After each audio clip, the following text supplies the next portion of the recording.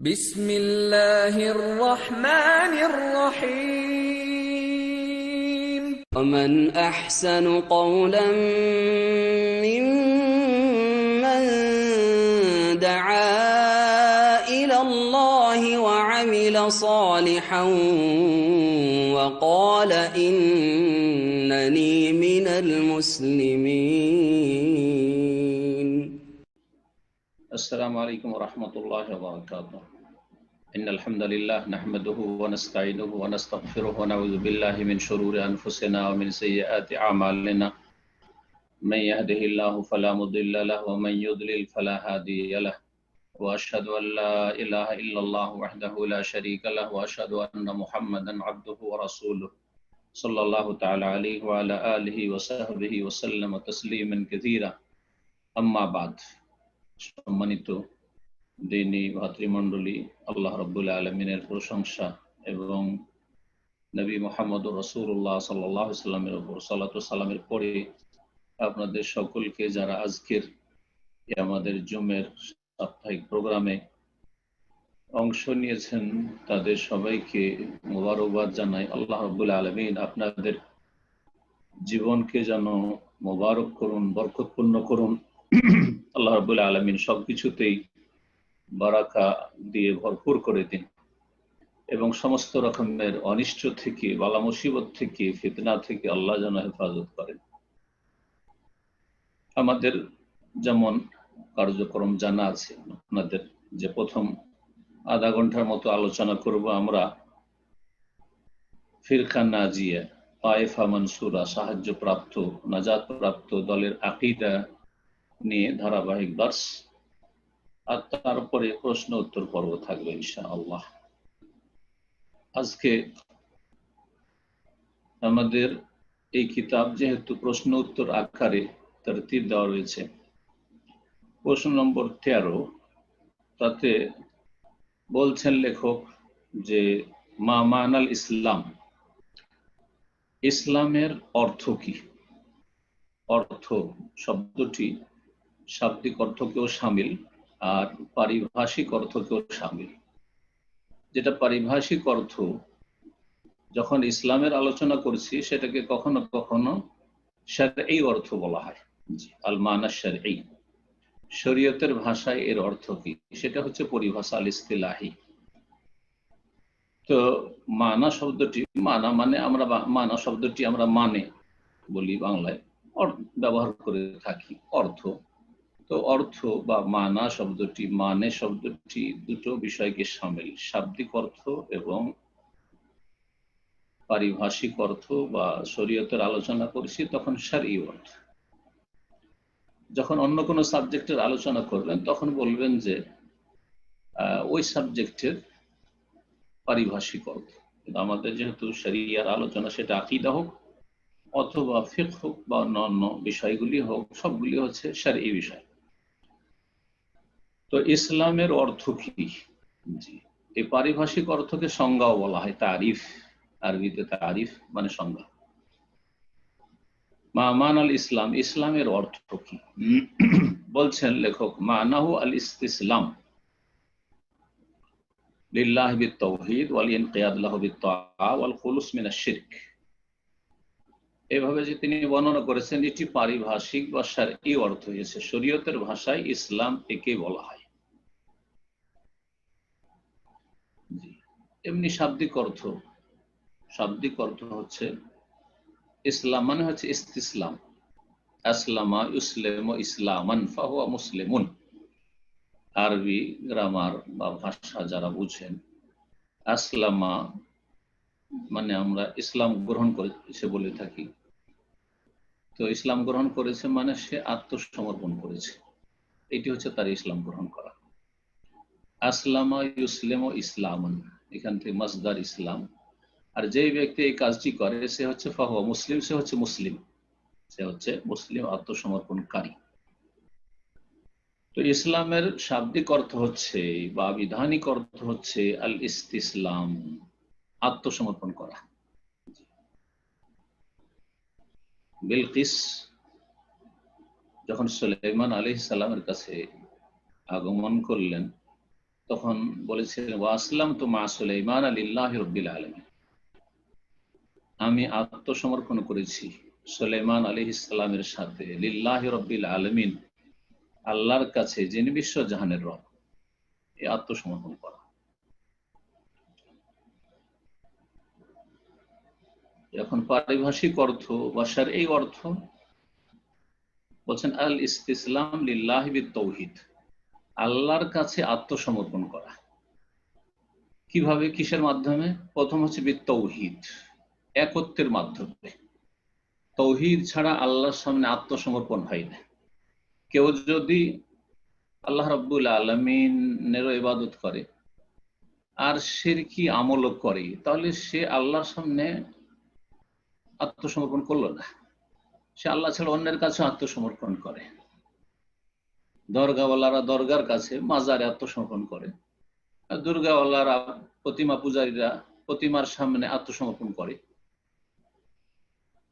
এইভাবে যারা মানব রচিত আইনে বিশ্বাসী, তারা মানব রচিত আইনের সামনে আত্মসমর্পণ করে, সারেন্ডার করে, তাহলে তারা আল্লাহর তাওহীদের সাথে আত্মসমর্পণ করলো না।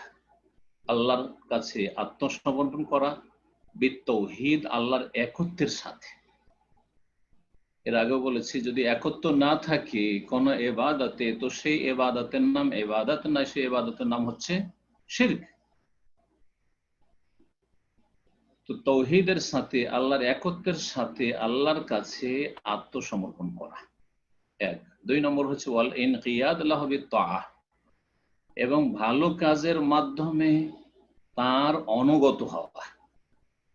আল্লাহর অনুগত হওয়া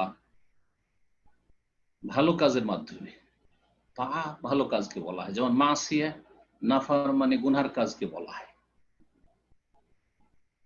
তো ভালো কাজের মাধ্যমে আপনি যে আল্লাহর অনুগত, এটা আপনি প্রমাণ করে দিবেন। এটি হচ্ছে ইসলাম। আর শুধু ইসলাম মৌখিক বিষয় নয় যে লা ইলাহা ইল্লাল্লাহ মুহাম্মাদুর রাসূলুল্লাহ পড়েন বা নিজেকে মুসলিম বলেন, ব্যাস মুসলিম হয়ে গেলেন। না না।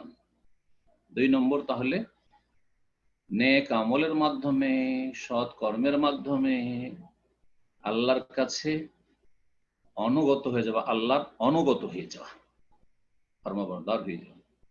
3 নম্বর হচ্ছে ওয়াল খুলুস মিনাশ শিরক, যাবতীয় শিরক থেকে মুক্ত হওয়া।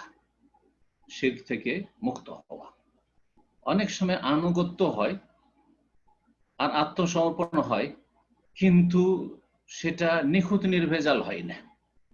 বাহ্যিক আত্মসমর্পণ করে, শত্রুপক্ষ যখন হেরে যায় এই দুনিয়ার যুদ্ধে, তখন যাদের কাছে হেরে গেছে তাদের সামনে আত্মসমর্পণ করে এবং তাদের অনুগত হয়ে যায়, যা করবেন তাই। কিন্তু অন্তর থেকে খুলুস নেই, নিষ্ঠার সাথে করে না। সুযোগ পেলেই কামড় দিয়ে দিবে, সুযোগ পেলেই বিদ্রোহ করবে, ইত্যাদি। এই জন্য তৃতীয় যে বিষয়টি, সেটি হচ্ছে ওয়াল খুলুস মিনাশ শিরক, আল্লাহ রাব্বুল আলামিনের তাওহীদ এমন ভাবে প্রতিষ্ঠা করবেন যে যাবতীয় শিরক থেকে মুক্ত হয়ে যাবে। এই মর্মে 3টি আয়াত নিয়ে এসেছেন লেখক। বলছেন ক্বাল আল্লাহু তাআলা, মহান আল্লাহ ইরশাদ করেন, ওমান আহসানু দীনান মিম্মান আসলামা ওয়াজহাহু লিল্লাহ। সূরা নিসার আয়াত নম্বর 125। ওর চাইতে দিনের ক্ষেত্রে, ধর্মের ক্ষেত্রে বেশি ভালো আর কে হতে পারে? মিম্মান আসলামা ওয়াজহাহু লিল্লাহ, যেই ব্যক্তি তার মুখমণ্ডলকে ঝুঁকিয়ে দিয়েছে আল্লাহর কাছে, মানে আত্মসমর্পণ করেছে। এখানে আসলামা শব্দটি এসেছে, দেখাতে চেয়েছেন আসলাম মানে এখানে ঝুঁকিয়ে দেওয়া, শির নত করে দেওয়া, আত্মসমর্পণ করা। যেই ব্যক্তি আত্মসমর্পণ করেছে আল্লাহর কাছে, ওর চাইতে ভালো দিন আর কার হইতে পারে? তাহলে দিন সবচাইতে ভালো তখনই হবে যখন পুরোপুরি আল্লাহর সামনে আমি আত্মসমর্পণ করে দিই। তাওহীদের সাথে আত্মসমর্পণ করা আর ভালো কাজের মাধ্যমে তার আনুগত্য প্রকাশ করা এবং শিরক মুক্ত হয়ে যাওয়া, এই 3টি কথা মনে রাখবেন। তাহলে আসলাম মানে আত্মসমর্পণ, এটা সূরা নিসার এই আয়াতে জানলাম।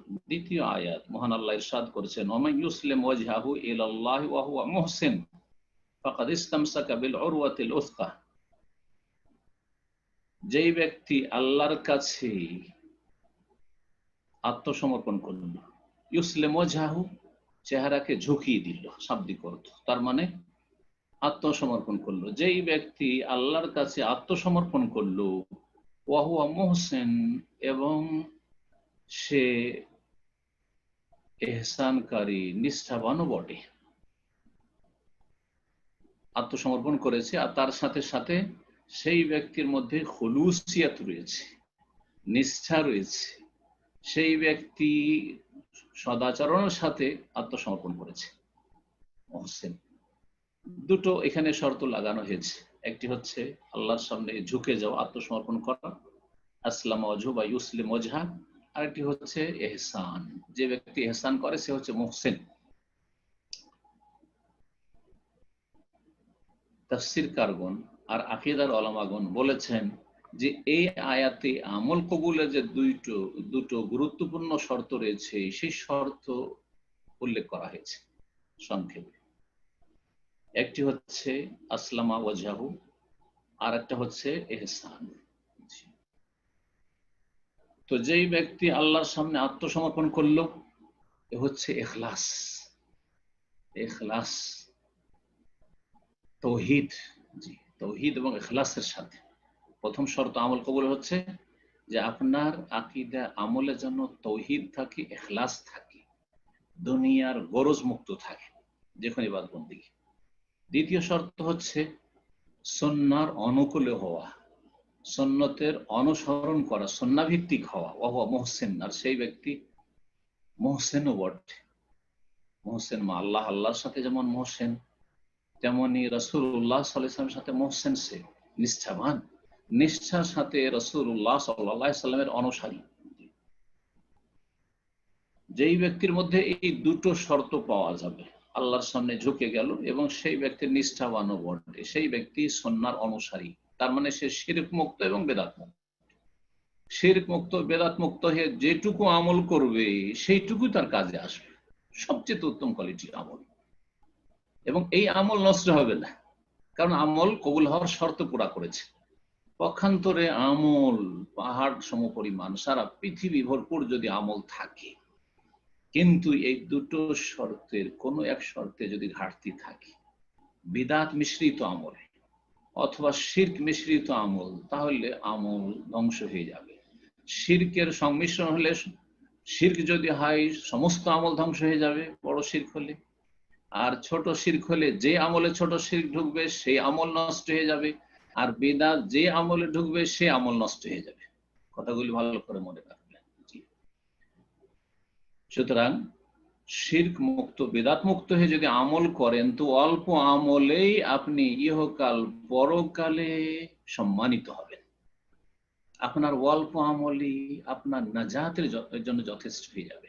অল্প মানে এই না যে ফরজ ছাড়বেন আপনি, অল্প মানে সর্বনিম্ন হচ্ছে অল্প ফরজ আদায় করা, অল্প মানে হচ্ছে কাবিরা থেকে বেঁচে থাকা, এটা হচ্ছে অল্প। আর তারপরে সুন্নত বেশি বেশি, নফল বেশি বেশি, মাকরুহাত অপছন্দনীয় থেকে বেঁচে থাকা, তখন বলবো যে আপনার এখন বেশি আমল হতে লেগেছে।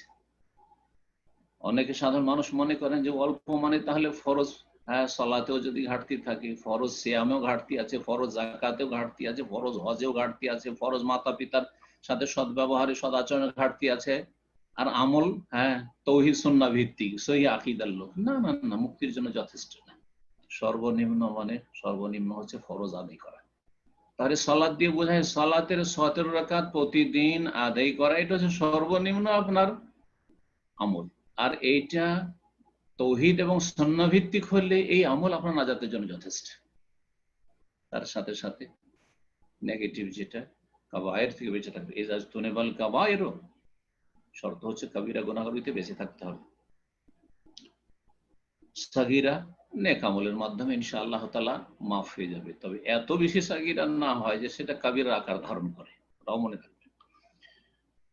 যে ব্যক্তি আল্লাহর কাছে আত্মসমর্পণ করলো এবং সে নিষ্ঠাবানও বটে, ফাকাদ ইসতামসাকা বিল উরওয়াতিল উসকা, তাহলে সেই ব্যক্তি মজবুত করে ধারণ করলো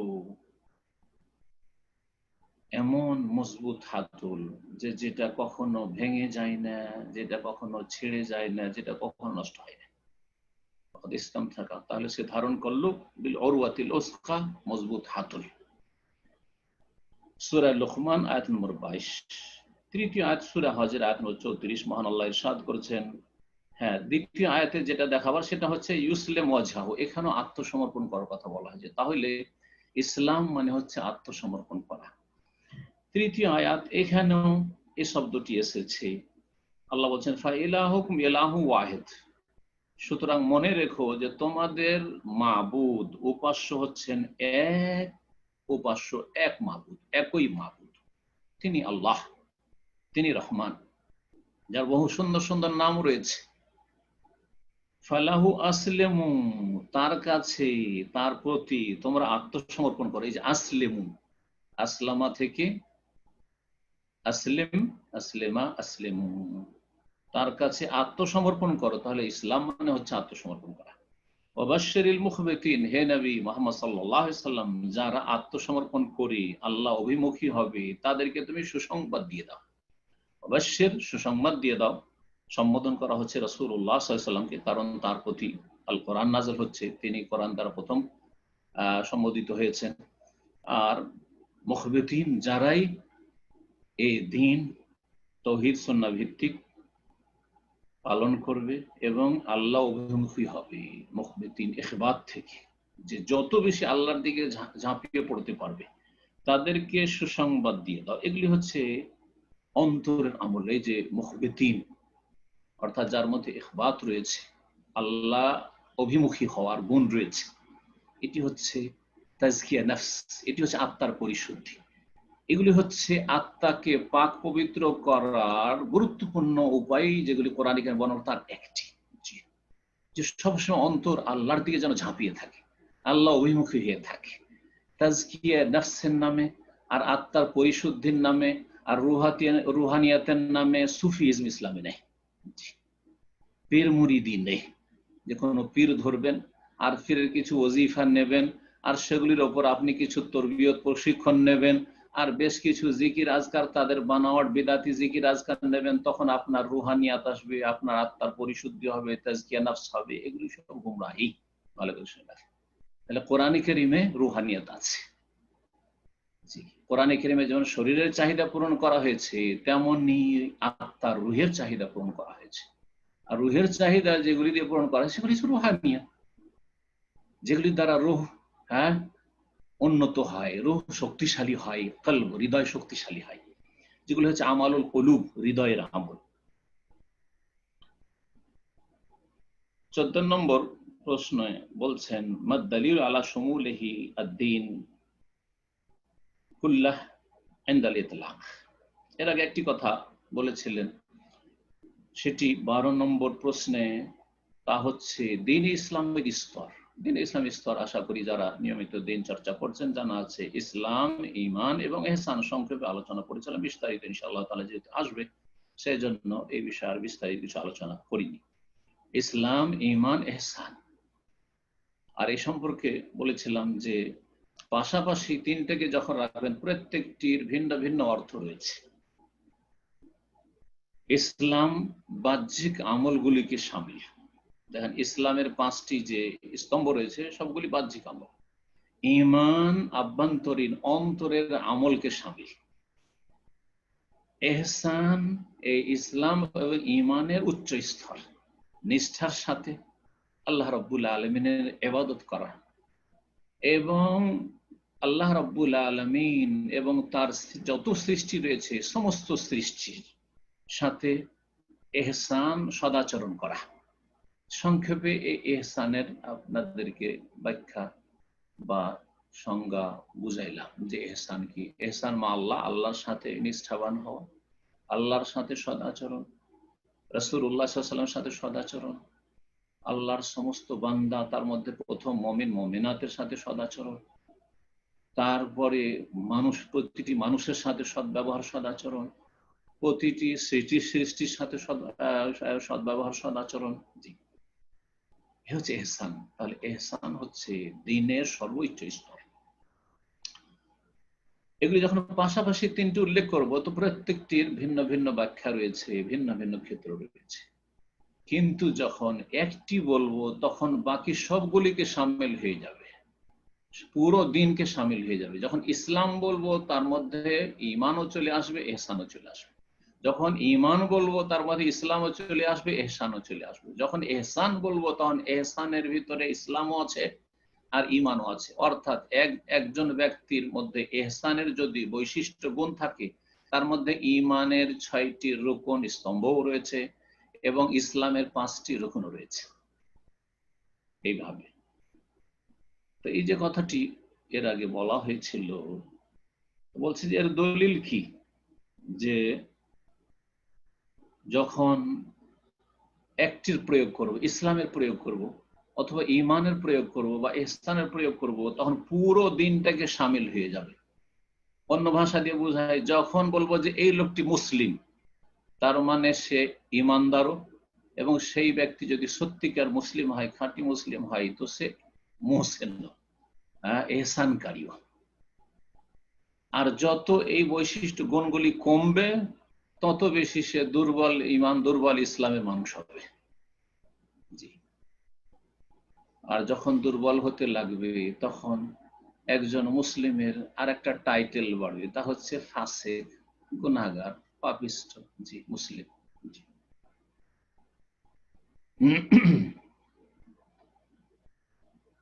জবাব বলছেন যে মহান আল্লাহ বলেছেন এর দলিল, ইন্নাদ দীনা ইনদাল্লাহি ইসলাম, আল্লাহর নিকট দিন হচ্ছে একমাত্র ইসলাম।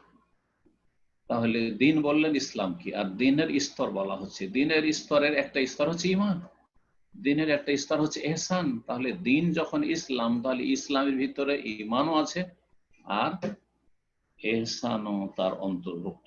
সূরা আলে ইমরান আয়াত নম্বর 19। নবী সাল্লাল্লাহু আলাইহি ওয়াসাল্লাম বলেছেন, হাদিস থেকে একটি দলিল বলছেন, বাদা আল ইসলাম গরিবান, ইসলামের সূচনা হয়েছে আগন্তুক হয়ে। প্রথম ইসলামে যখন সূচনা হয়, তখন ইসলাম একবারে অপরিচিত, আগন্তুক, যেন মানুষের কাছে একটি আজব জিনিস, দুর্বল, কেউ চেনে না ইসলামকে, কেউ নিতে চায় না, কেউ মানতে চায় না, একমাত্র দুর্বল অসহায়রা আর অল্প কিছু ভালো প্রকৃতির মানুষ ছিল, যারা সমাজে প্রতাপশালী ছিল, প্রভাবশালী ছিল, তারপর তারা কবুল করেছে, যেমন আবু বকর সিদ্দিক রাদিয়াল্লাহু তাআলা, যেমন উসমান রাদিয়াল্লাহু তাআলা, এইভাবে। কিন্তু অধিকাংশ যারা প্রভাবশালী নেতা, তারা ইসলামকে গরীব, বিস্ময়কর, এ কোন কথা বলতে আসলে না, এটা মেনে নেওয়া যায় না, ইসলামের কাছাকাছি আসতে রাজি হয় না। ইসলাম আগন্তুক হয়ে শুরু হয়েছে, ওয়াসায়াউদু গরীবান কামা বাদা, আর যেমন ইসলামের সূচনা হয়েছে আগন্তুক হয়ে, সেই দিকেই আর সেই রকমই আগন্তুক হওয়ার দিকে ফিরে যাবে, প্রত্যাবর্তন করবে। মানে এমন একটা সময় আসবে, ইসলাম মানুষের কাছে অপরিচিত হয়ে যাবে। বর্তমান মুসলিম বিশ্বে আপনি চলাফেরা করলে, মুসলিম সমাজে চলাফেরা করলে, সত্যি যদি ইসলাম পালন করেন, তো আপনি একটা তাদের কাছে আজব লোক, আজগুবি কথা আপনার, আজগুবি মানুষ। যারা শিরকি আকীদা বহন করে, বেদাতি আকীদা বহন করে মুসলিম সমাজে, তাদের কাছে তৌহিদের কথা যদি বলেন, সুন্নাহর কথা বলেন, আরে কি আজব লোক রে, কি বলে,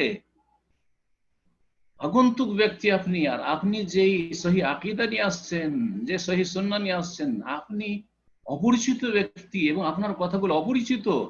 মক্কার মুশরিকদের মতো তাদের আচরণ, মা সামি'না বিহাযা ফি আবাইল আউয়ালিন, আমাদের পূর্বপুরুষরা তো এইসব কথা বলেনি, কোথাকার ধর্ম নিয়ে আসলো, আসলটাই নতুন হয়ে গেল।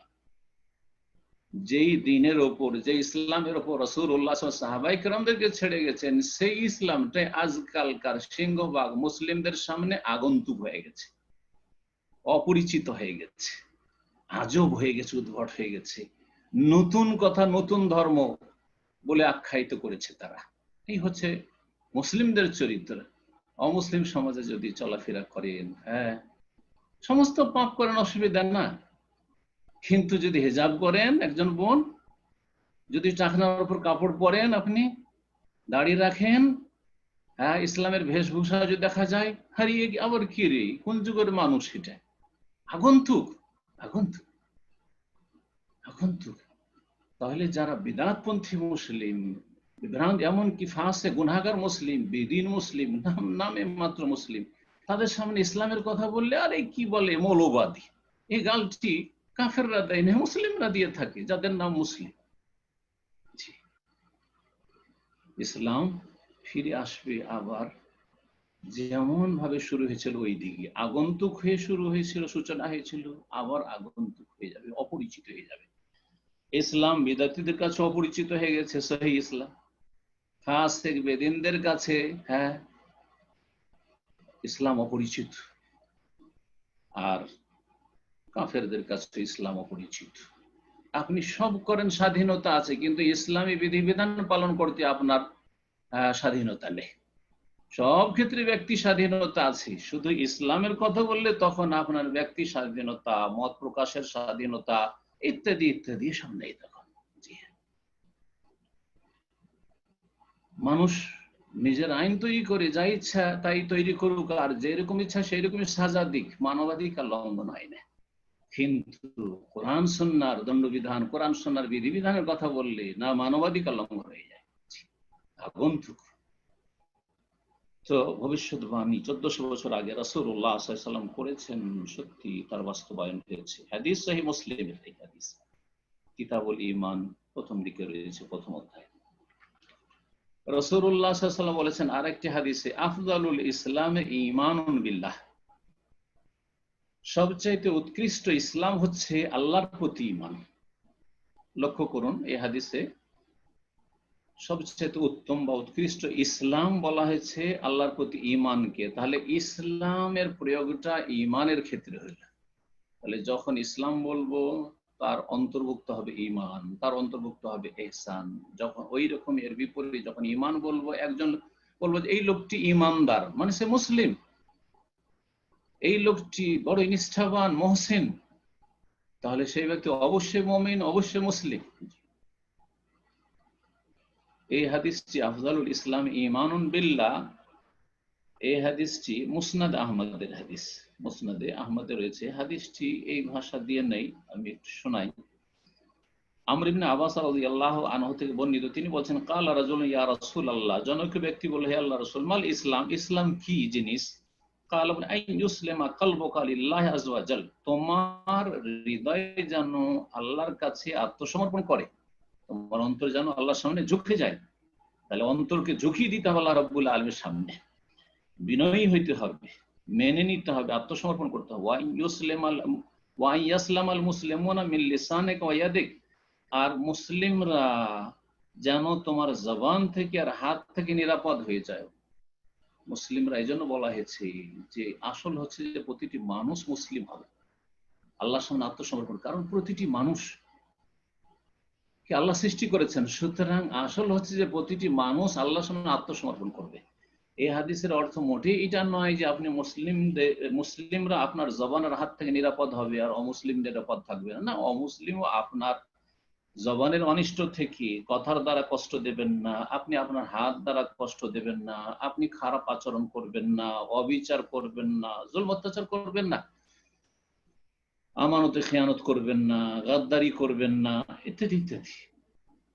উত্তম চরিত্র ইসলামের প্রতিটি মানুষের সাথে দেখাতে হবে, সেটা সে মুসলিম হোক অথবা অমুসলিম হোক।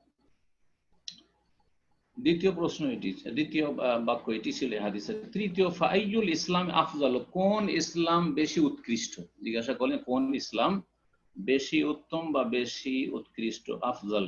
তাহলে বলে আল ঈমান, ঈমান, ঈমান, আল্লাহর প্রতি ঈমান। তাহলে ইসলাম সম্পর্কে যখন জিজ্ঞাসা করলো উত্তম ইসলাম, তখন ঈমান বলে তার উত্তর দিলেন রাসূলুল্লাহ সাল্লাল্লাহু আলাইহি ওয়াসাল্লাম। আর সহিহ বুখারীতে এই হাদিসটি রয়েছে আবু হুরায়রা রাদিয়াল্লাহু তাআলা আনহু থেকে। সেখানে জিজ্ঞাসা করা হয় রাসূলুল্লাহ সাল্লাল্লাহু আলাইহি ওয়াসাল্লামকে, আইয়ুল আমালি আফদাল, কোন আমলটি সবচেয়ে উৎকৃষ্ট? তখন প্রথম উত্তর দিয়েছিলেন ঈমানুন বিল্লাহি ওয়া রাসূলিহি, আল্লাহ এবং তার রাসূল সাল্লাল্লাহু আলাইহি ওয়াসাল্লামের প্রতি ঈমান নিয়ে আসা, এই হচ্ছে সবচাইতে উত্তম আমল। এই জন্য ঈমান আমল ঈমানের অন্তর্ভুক্তি। ঈমান শুধু বিশ্বাসের নাম নয়, এটি হচ্ছে আকীদার একটি গুরুত্বপূর্ণ বিষয়। যারা শুধু বিশ্বাসকে ঈমান বলেছে তারা ভুল ব্যাখ্যা করেছে। তো এই ছিল আজকের আলোচনা। আর আলোচনা মোটামুটি আধা ঘন্টা যেহেতু হয়ে গেছে, সুতরাং আর বেশি না বাড়িয়ে এখানে আমাদের আলোচনা শেষ করছি।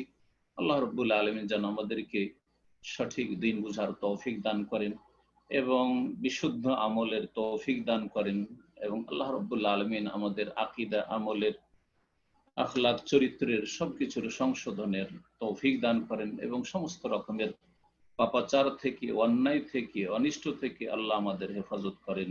ওয়াজাযাকুমুল্লাহু খাইরান। সুবহান রাব্বিকা রাব্বিল ইজ্জাতি আম্মা ইয়াসিফুন ওয়া সালামুন আলাল মুরসালিন ওয়ালহামদুলিল্লাহি রাব্বিল আলামিন।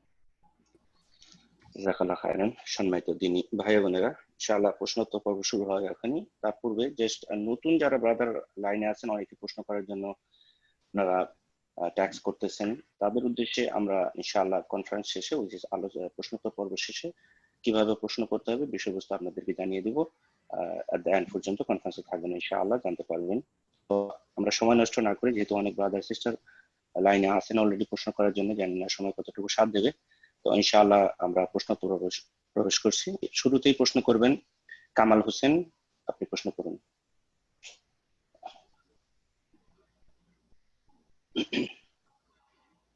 আসসালামু আলাইকুম শেখ। ওয়ালাইকুম আসসালাম ওয়া রাহমাতুল্লাহি ওয়া বারাকাতুহু। কেমন আছেন? জি আলহামদুলিল্লাহ, বলেন। আমার প্রশ্নটা করা হয়েছিল, আমি আবার রিপিট করতেছি। জি, আমি রিয়েল এস্টেটের, America New York city real estate যারা ব্রোকার বা সেলস পারসন কাজ করে, ওই ব্যাপারে আবার প্রশ্ন করতে চাইতেছিলাম। আমি নিজেও রিয়েল এস্টেট করতাম এক সময় এজ এ সেলস পারসন হিসাবে, পরে আমি ছেড়ে দেই। আমার অভিজ্ঞতা হচ্ছে যে রিয়েল এস্টেট করতে গিয়ে বেশিরভাগই বাড়ি নিউ ইয়র্ক সিটির আর কি ব্যাংকের মাধ্যমে বাড়ি কিনতে হয়। যখন একজন ক্রেতা বাড়ি কিনতে যায়, সে বিভিন্ন ধরনের পরামর্শ, বিভিন্ন ধরনের সাহায্য, বিভিন্ন ধরনের পেপারস রেডি করার ব্যাপারে প্রত্যক্ষ পরোক্ষভাবে রিয়েল এস্টেটের মাধ্যমে সাহায্য চায়। এটা আসলে ব্যাংকের সুদের সাথে প্রত্যক্ষ পরোক্ষভাবে এটা সম্পর্ক হয়ে যায়, জড়ায় যায়। আর এটা কতটুকু কি, আরেকটা হচ্ছে যদি কেউ নগদ অর্থে বেচা কিনা করে তাহলে ঠিক আছে, কিন্তু বেশিরভাগই দেখা যায় ব্যাংকের মাধ্যমে বাড়ি বেচা কিনা ক্লোজিং করতে হয়। এটা যদি সে একটু, প্রশ্নটা কি বলেন। আমরা প্রত্যক্ষ পরোক্ষ ভাবে যা রিয়েল এস্টেট মানে করে বা করছিলাম, বা আমি ছেড়ে দিছি, প্রত্যক্ষ পরোক্ষ ভাবে যদি ব্যাংকের সাহায্য সহযোগিতা করে থাকি বা ব্যাংকের লোনের ব্যাপারে ক্রেতাকে বা বিক্রেতাকে, তো এটা ব্যাপারে একটু যদি হাদিস কোরআনে আলোকে জানাতেন। বিসমিল্লাহির রহমানির রহিম, আলহামদুলিল্লাহ ওয়াসসালাতু ওয়াসসালামু আলা রাসূলিল্লাহ ওয়া আলা আলিহি ওয়া সাহবিহি ওয়া মাওয়ালা, আম্মা বাদ। প্রশ্ন ছিল আপনার ঘর বাড়ি কেনা সম্পর্কে। ওইসব পশ্চিমা দেশে যারা কেনেন এবং রিয়েল এস্টেটের ব্যবসা করেন, রিয়েল এস্টেটের ব্যবসা আপনি করতেন এবং এখন ছেড়ে দিয়েছেন, এই কথা বলছেন। এই জন্য ছেড়েছেন যে অধিকাংশ লোকেরা আপনার ইন্টারেস্টের মাধ্যমে বা সুদের মাধ্যমে বাড়ি কিনে থাকে। জি, যদি এমনটাই হয়, আপনারা ওখানকার অবস্থাগুলি বেশি বুঝছেন, যদি এমনটাই হয় যে কোন একটা আসল কাজটা, ব্যবসাটা, রিয়েল এস্টেট ব্যবসা হালাল, কিন্তু বহিরাগত কারণে হারাম হয়ে যেতে পারে, সেটা হচ্ছে যে যারা এই কারবারটা করছে, কিনছে, তারা সুদের উপর বাড়ি কিনছে, অধিকাংশ লোকেরাই। এটা হচ্ছে বহিরাগত কারণে কোনো কিছু হারাম হয়ে যাওয়া। এইরকম ব্যবসার সাথে জড়িত থাকা জায়েজ নয়। জি, মোটেই জায়েজ নয়। আর একজন মুমিন সব সময় নিজের রুজিকে হালাল রাখার চেষ্টা করবে। রাসূলুল্লাহ সাল্লাল্লাহু আলাইহি ওয়াসাল্লাম বলেছেন, ইন্নাল্লাহা তাইয়্যিবুন লা ইয়াকবালু ইল্লা তাইয়্যিবান। আল্লাহ রাব্বুল আলামিন পাক পবিত্র, সুতরাং হালাল পবিত্র ছাড়া অন্য কিছু কবুল করেন না। সহিহ মুসলিমের হাদিস। অন্য হাদিসে রয়েছে, আতিম মাতআমাকা তুজাব দাওয়াতুকা, তুমি তোমার রুজিকে হালাল করো, পাক পবিত্র রাখো, তাহলে তোমার দোয়া কবুল হবে। আর রাসূলুল্লাহ আরো বলেছেন যে ইযা হাকা ফি সাদরিকা ফাদাহু, যেখানে তোমার খটকা লাগে, সন্দেহ হয়, অবশ্যই ছেড়ে দাও। রাসূলুল্লাহ আরো বলেছেন যে ওমান ওয়াকাফি শুবহাত ওয়াকাফিল হারাম, যে ব্যক্তি সন্দেহের বিষয়ে লিপ্ত হলো, যেখানে হালালও হইতে পারে হারাম হইতে পারে, যদি সন্দেহ থাকে তাহলে সে হারামেই লিপ্ত হয়ে গেল। আর এখানে তো নিঃসন্দেহ সুদ চরম অপরাধ, এত বড় অপরাধ যে আল্লাহ যুদ্ধের ঘোষণা করেছে, রাসূলুল্লাহ সাল্লাল্লাহু আলাইহি ওয়াসাল্লামকে যুদ্ধের ঘোষণার নির্দেশ দিয়েছেন, ফাআযানু বিহারবি মিনাল্লাহি ওয়া রাসূলিহি। সুতরাং আলহামদুলিল্লাহ যে আপনি এই ব্যবসা ছেড়ে দিয়েছেন, খুব ভালো কাজ করেছেন। এখন এখানে আবার হয়তো প্রশ্ন উঠতে পারে যে আমি যে অতীতে এই কাজগুলি করেছি, কোরআনে কারীমে আল্লাহ বলেছে ইল্লা মা কাদ সালাফ। রাসূলুল্লাহ চাচা আব্বাস রাদিয়াল্লাহু তাআলা আনহু ব্যবসায়ী ছিলেন মক্কায়, এবং তিনি সুদি বড় বড় কারবার করতেন। আল্লাহ রাব্বুল বলেছেন ইল্লা মা কাদ সালাফ, যা অতীতে হয়েছে, যা হয়েছে হয়েছে। কিন্তু একজন মানুষ যখন দিনকে বুঝতে পেরেছে এবং আল্লাহর ভয় তার অন্তরে হয়েছে, আগামীতে আর সুদ খাবে না, সুদি কারবারের সাথে জড়িত থাকবে না, সুদি কারবারে কোন রকমের সহযোগিতা করবে না। জি হ্যাঁ, এটি হচ্ছে শরীয়তের বিধান, মনে রাখবেন। আল্লাহ রাব্বুল আলামিন যেন হালাল রুজিতে বরকত দান করেন এবং হারাম থেকে বেঁচে থাকার সবাইকে তৌফিক দান করেন। আমিন। এ পর্যায়ে প্রশ্ন করবেন জাহিদুল আল আমিন, আপনি প্রশ্ন করুন। আসসালামু আলাইকুম ওয়া রাহমাতুল্লাহি ওয়া বারাকাতুহু। শেখ ভালো আছেন? ওয়ালাইকুম আসসালাম ওয়া রাহমাতুল্লাহি ওয়া বারাকাতুহু। জি আলহামদুলিল্লাহ, বললেন। আচ্ছা, আমার একটা কোশ্চেন, বাট কোশ্চেন করার আগে আমি একটা কথা বলি। রমজান মাস একদিনই ভাই আপনার কাছে কোশ্চেন করছিল 401k সম্পর্কে, যে জাকাত দেওয়া লাগবে কিনা। তো 401k টা হচ্ছে আসলে শেখ লাইফ ইন্স্যুরেন্সের মতো। তো যদি উনি, আমি জানি না উনি আছে কিনা, যদি উনি চায় তাহলে কোম্পানির এইচআর এর সাথে কথা বললে ওইটা ক্যান্সেল করাইতে পারবে। তো 401k যদি লাইফ ইন্স্যুরেন্সের মতো হয়, আপনি মনে হয় একটা দার্সে শুনছিলাম আপনার যে লাইফ ইন্স্যুরেন্স তো করা ঠিক না। লাইফ ইন্স্যুরেন্স হারাম, জায়েজ নয়। জি, তো উনি যদি থাকে তাহলে উনি যদি ওনার কোম্পানির এইচআর এর সাথে কথা বলে তাহলে ওইটা ক্যান্সেল করাইতে পারবে আর কি, 401k টা। আর আমার কোশ্চেনটা হচ্ছে কুরবানির সম্পর্কে। তো আমি আপনার একটা দার্সে শুনছি যে একটা গরু দিলে ফ্যামিলির যত মানুষই থাকে সবারই কাভার হয়ে যায়। তো এটা আমি মৃত ব্যক্তি সম্পর্কে আসলে আপনি ওই দিন মনে হয় উল্লেখ করেন নাই। আমি ওই দার্সটা, একটা গরু বলছেন না একটা খাসি বলছেন না একটা গরুর ভাগ বলছেন? একটা গরু, ফুল গরু। আচ্ছা আচ্ছা। তো ওইখানে মানে মৃত ব্যক্তিও কি ওইখানে ইয়া হবে নাকি, যদি ফুল গরু দেয়া হয়, বা মৃত ব্যক্তির জন্য কি কুরবানি হয় নাকি? জি জি, শোনেন, প্রথম কথা আগে আমরা কুরবানি মৃত ব্যক্তির বিষয়টা পরে নিয়ে আসি। প্রথম কথা কুরবানিটা বুঝি। কুরবানি গবাদি পশু, আপনার ছাগল, এবং ছাগলের মধ্যে যতগুলি ক্যাটাগরি ছাগলের আছে, সেটা মেষ, ভেড়া ভেড়ি হোক, দুম্বা হোক, অথবা বকরি বকরা হোক, আর গরু, গাভী, তারপরে আপনার উট, এগুলি বাহিমাতুল আনআম বলছে, এগুলি থেকে কোরবানি করতে হবে। তো এই কোরবানির ক্ষেত্রে খাসি, বকরি, দুম্বা, ভেড়া ভেড়ি যদি হয় তাহলে এক পরিবারের জন্য যথেষ্ট। জি, গরুতে আর উটে যেহেতু 7 ভাগ রয়েছে, বরং উটের ক্ষেত্রে 10 ভাগেরও হাদিস রয়েছে, তো 7 ভাগ যেহেতু রয়েছে, এখন প্রশ্ন হচ্ছে যে এই যে 7টা ভাগ, তো একটা ভাগ কি একটা পরিবারের জন্য, না একটা গরু, একটা উট একটা পরিবারের জন্য? যেমন একটা খাসি, একটা দুম্বা একটা পরিবারের জন্য, একজন এবং তার পরিবার। পরিবার বলতে বুঝেন, পরিবার বলতে স্ত্রী, ছেলে মেয়ে এবং বাপ মা, নাবালক ভাই বোনও যদি থাকে, তা একটি পরিবার একসাথে আছে, এরা হচ্ছে এক পরিবার। আর ভিন্ন ভিন্ন যখন ভাইয়েরা ভিন্ন ভিন্ন হয়ে গেছে নিজের নিজের সংসার নিয়ে, তখন ভিন্ন ভিন্ন পরিবার।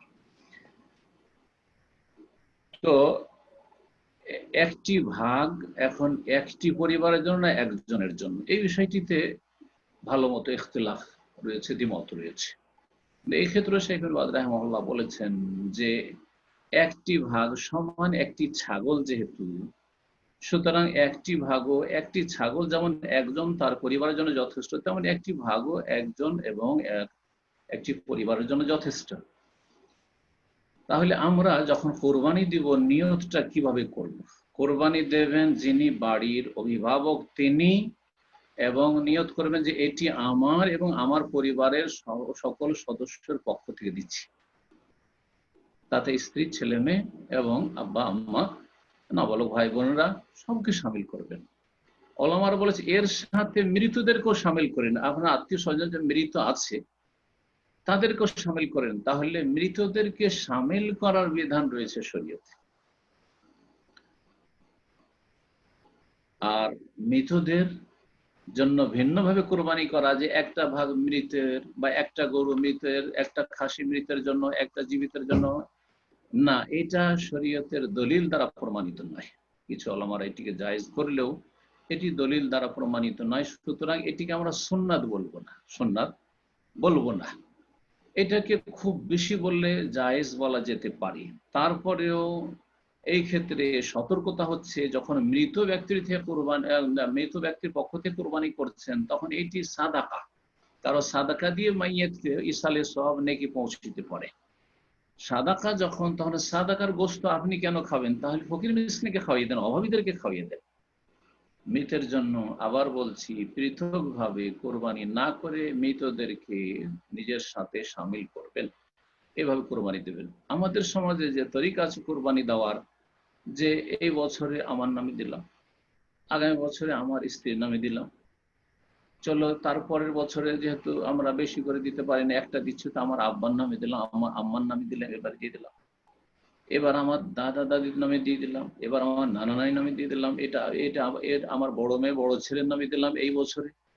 এগুলি সুন্নতের খেলাফ তরিকা, এগুলো বিদাতি তরিকা, এগুলো তরিকা ইসলামের নেই। আর না বুঝার কারণে এইরকমটা করা হয়। তো আবার বলছি সংক্ষেপে, একটি কোরবানি একজন এবং তার পরিবারের জন্য যথেষ্ট। একটি ভাগও ইনশাআল্লাহ তাআলা একজন এবং তার পরিবারের জন্য যথেষ্ট। এইভাবে আপনি কোরবানি দিবেন। জাযাকুমুল্লাহ। বারাকাল্লাহু ফিকুম। এই পর্যায়ে প্রশ্ন করবেন কামরুজ্জামান, আপনি প্রশ্ন করুন। আসসালামু আলাইকুম ওয়া রাহমাতুল্লাহ। ওয়ালাইকুম আসসালাম ওয়া রাহমাতুল্লাহি ওয়া বারাকাতুহু। জি বলেন। সেটা আমার ছোট ছোট দুইটা প্রশ্ন ছিল। জি। একটা হচ্ছে কুরবানির বিশেষ কুরবানি প্রথম দিন মানে ঈদের দিন কুরবানি করতেই হবে, না পরে আমি কুরবানি যদি ঈদের দিন না করে পরের দিন করে অসুবিধা আছে কিনা? এবং একটা হাদিস কুরবানি রিলেটেড হাদিস সম্পর্কে একটু জানতে চাইছিলাম। আমি আজকে শুনছি হাদিসটা, যে কুরবানি যে ভাগে দেওয়ার ব্যাপারে যে হাদিসটা আছে বলছে সেটা জনের মানে একজনের এরকম পরিবারের পক্ষে হাদিসটা নাই। হাদিসটার রেফারেন্সটা আমার মনে নেই কোথায়। তিনি বলছিল যে হাদিসটা একজন মানে একজনকে উদ্দেশ্য করে বলা হয়েছে, পরিবারের পক্ষে না। এইটা একটা। আর একটা হচ্ছে গত জুম্মায় আমাদের এখানে সালাত আদায় করছি, তো অনেক গরম ছিল, তো তার জন্য ইমাম সাহেব ওয়াক্ত হওয়ার আগে সালাত শুরু করছে, খুতবা এবং সালাত ওয়াক্ত হওয়ার আগে শুরু হয়ে গেছে, এবং বলছিল যে জুম্মা অনেক সময় রাসূল সাল্লাল্লাহু আলাইহি ওয়াসাল্লাম ওয়াক্তের আগে পড়ছে, কিন্তু কোনো রেফারেন্স দেয়নি। এই বিষয়টা একটু জানতে চাইছিলাম। ওয়াক্তের আগে বললে ভুল হবে, বললেন যে জাওয়ালের আগে পড়ছে, মাথার উপর থেকে সূর্য ঢলে যাওয়ার আগে পড়ছে, ওয়াক্তের আগে কোনো কিছু চলে না। কথা বলছেন না? হ্যাঁ, তো প্রশ্নটা এভাবে করতে হবে যে ওয়াক্তের আগে নয় এটা। আর উনি যদি বলেছেন ওয়াক্তের আগে, তো ভুল বলেছেন, কথাটি সূক্ষ্ম নয়, বরং বলবেন যে জাওয়ালের আগে, জাওয়ালের আগে আর পরে। হ্যাঁ, তো এখন প্রশ্ন হলো, কিন্তু তিনটি প্রশ্ন মনে করাইতে হবে, এত একসাথে প্রশ্ন মনে থাকবে না হয়তো। প্রথম প্রশ্ন করলেন, আবার বলেন কোরবানি সম্পর্কে কি?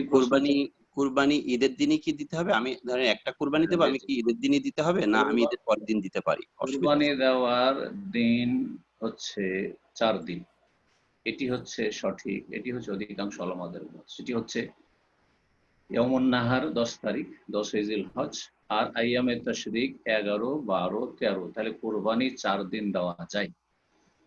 দলিল ইয়ামুন নাহার তো মানে জবাইয়ের দিন, এটা তো কুরবানি দিন সবাই জানে। আর আরেকটি হাদিস রয়েছে আইয়ামু তাশরিকে আইয়ামু যাবহিন, তাশরিকের দিনগুলি হচ্ছে কুরবানি জবাই করার দিন। তো এই 4 দিন কুরবানি শরীয়ত সম্মত। একমাত্র হানাফি মাযহাবে 3 দিন কুরবানি, সেটা হচ্ছে 10, 11, 12, 13 তারিখ যেটা শেষ তাশরিকের দিন, সেটাকে কুরবানির দিনে তারা শামিল করেন। কিন্তু যেমন বললাম স্পষ্ট হাদিস আইয়ামে তাশরিক 11, 12, 13 সেগুলি হচ্ছে জবাইয়ের দিন। সুতরাং 14 তারিখ পর্যন্ত, 14 তারিখ সূর্য অস্তমিত হওয়া পর্যন্ত কুরবানি চলবে। তবে উত্তম হচ্ছে 10 তারিখে কুরবানি দেওয়া, উত্তম হচ্ছে 10 তারিখে কুরবানি দেওয়া। দলিল, কারণ রাসূলুল্লাহ সাল্লাল্লাহু আলাইহি ওয়াসাল্লাম 100টি উট কুরবানি করেছেন বিদায় হজে, সবগুলি 10 তারিখে করে দিয়েছেন। 63-64টা নিজের হাতে করেছেন, আর বাকি 36টার মতো আলী রাদিয়াল্লাহু তাআলা বলেছেন যে বাকিটা তুমি জবাই করো। একাই জবাই করেছেন 64টা প্রায়। তো দলিল এইভাবে যে যদি উত্তম না হয়তো 10 তারিখে, তো এত কষ্ট করে একই দিনে 100টি জবাই করা দরকার কি? কিছু 10 তারিখ করতেন, কিছু 11, কিছু 12, 13তে করতেন।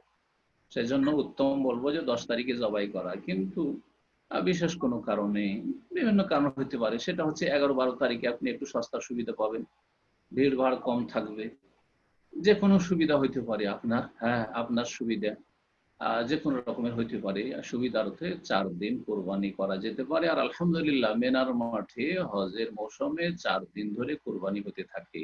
জি। দ্বিতীয় প্রশ্ন ছিল কোরবানি সম্পর্কে, যে আপনি এক জায়গায় পড়েছেন যে যে হাদিসে ভাগের কথা বলা হয়েছে একজনের পক্ষ থেকে। বললাম যে এই বিষয়টিতে ইখতিলাফ রয়েছে। একদল এইভাবেই বলেছেন, তাদের দৃষ্টিভঙ্গি ওই রকম। কিন্তু রাসূলুল্লাহ সাল্লাল্লাহু আলাইহি ওয়াসাল্লাম জিহাদের ময়দানে গনিমতের ধন সম্পদ যখন ভাগ বন্টন করতেন, তখন একটি উট আর 7টি ছাগল এক সমান করতেন। অর্থাৎ কোন কোন সাহাবীকে 7টি ছাগল দিলেন, আর কোন সাহাবীকে একটি উট দিলেন, এরকম করতেন। তো সুতরাং একটি ছাগল বা 7টি ছাগল সমান একটি উট, 7টি ছাগল সমান একটি উট। যখন ছাগলের সমান, তাহলে ছাগল যেই কাজটি করবে সেটা একটি ভাগ করবে। সুতরাং একটি ছাগল যখন একজন তার পরিবারের জন্য যথেষ্ট, তখন একটি ভাগে একজন এবং তার পরিবারের জন্য যথেষ্ট। এইটি হচ্ছে সৌদি আরবের বিগত যিনি গ্রান্ড মুফতি ছিলেন এবং বিশ্বের সবচেয়ে বড় আলেম এই যুগ 20 শতাব্দীতে ছিলেন, শেখ বিন বাজ রহমতুল্লাহ, তার ফতোয়া। আর আমি সেই ফতোয়ায় দিয়ে থাকি। আপনি যদি অন্য কোন আলেমের ফতোয়া আমল করেন, এই ফিকহি মাসাইল কোনো অসুবিধা নেই, কিন্তু কার উপরে চাপিয়ে দেবেন না, ফিকহি মাসাইলে কারোটাকে ভুল বলবেন না।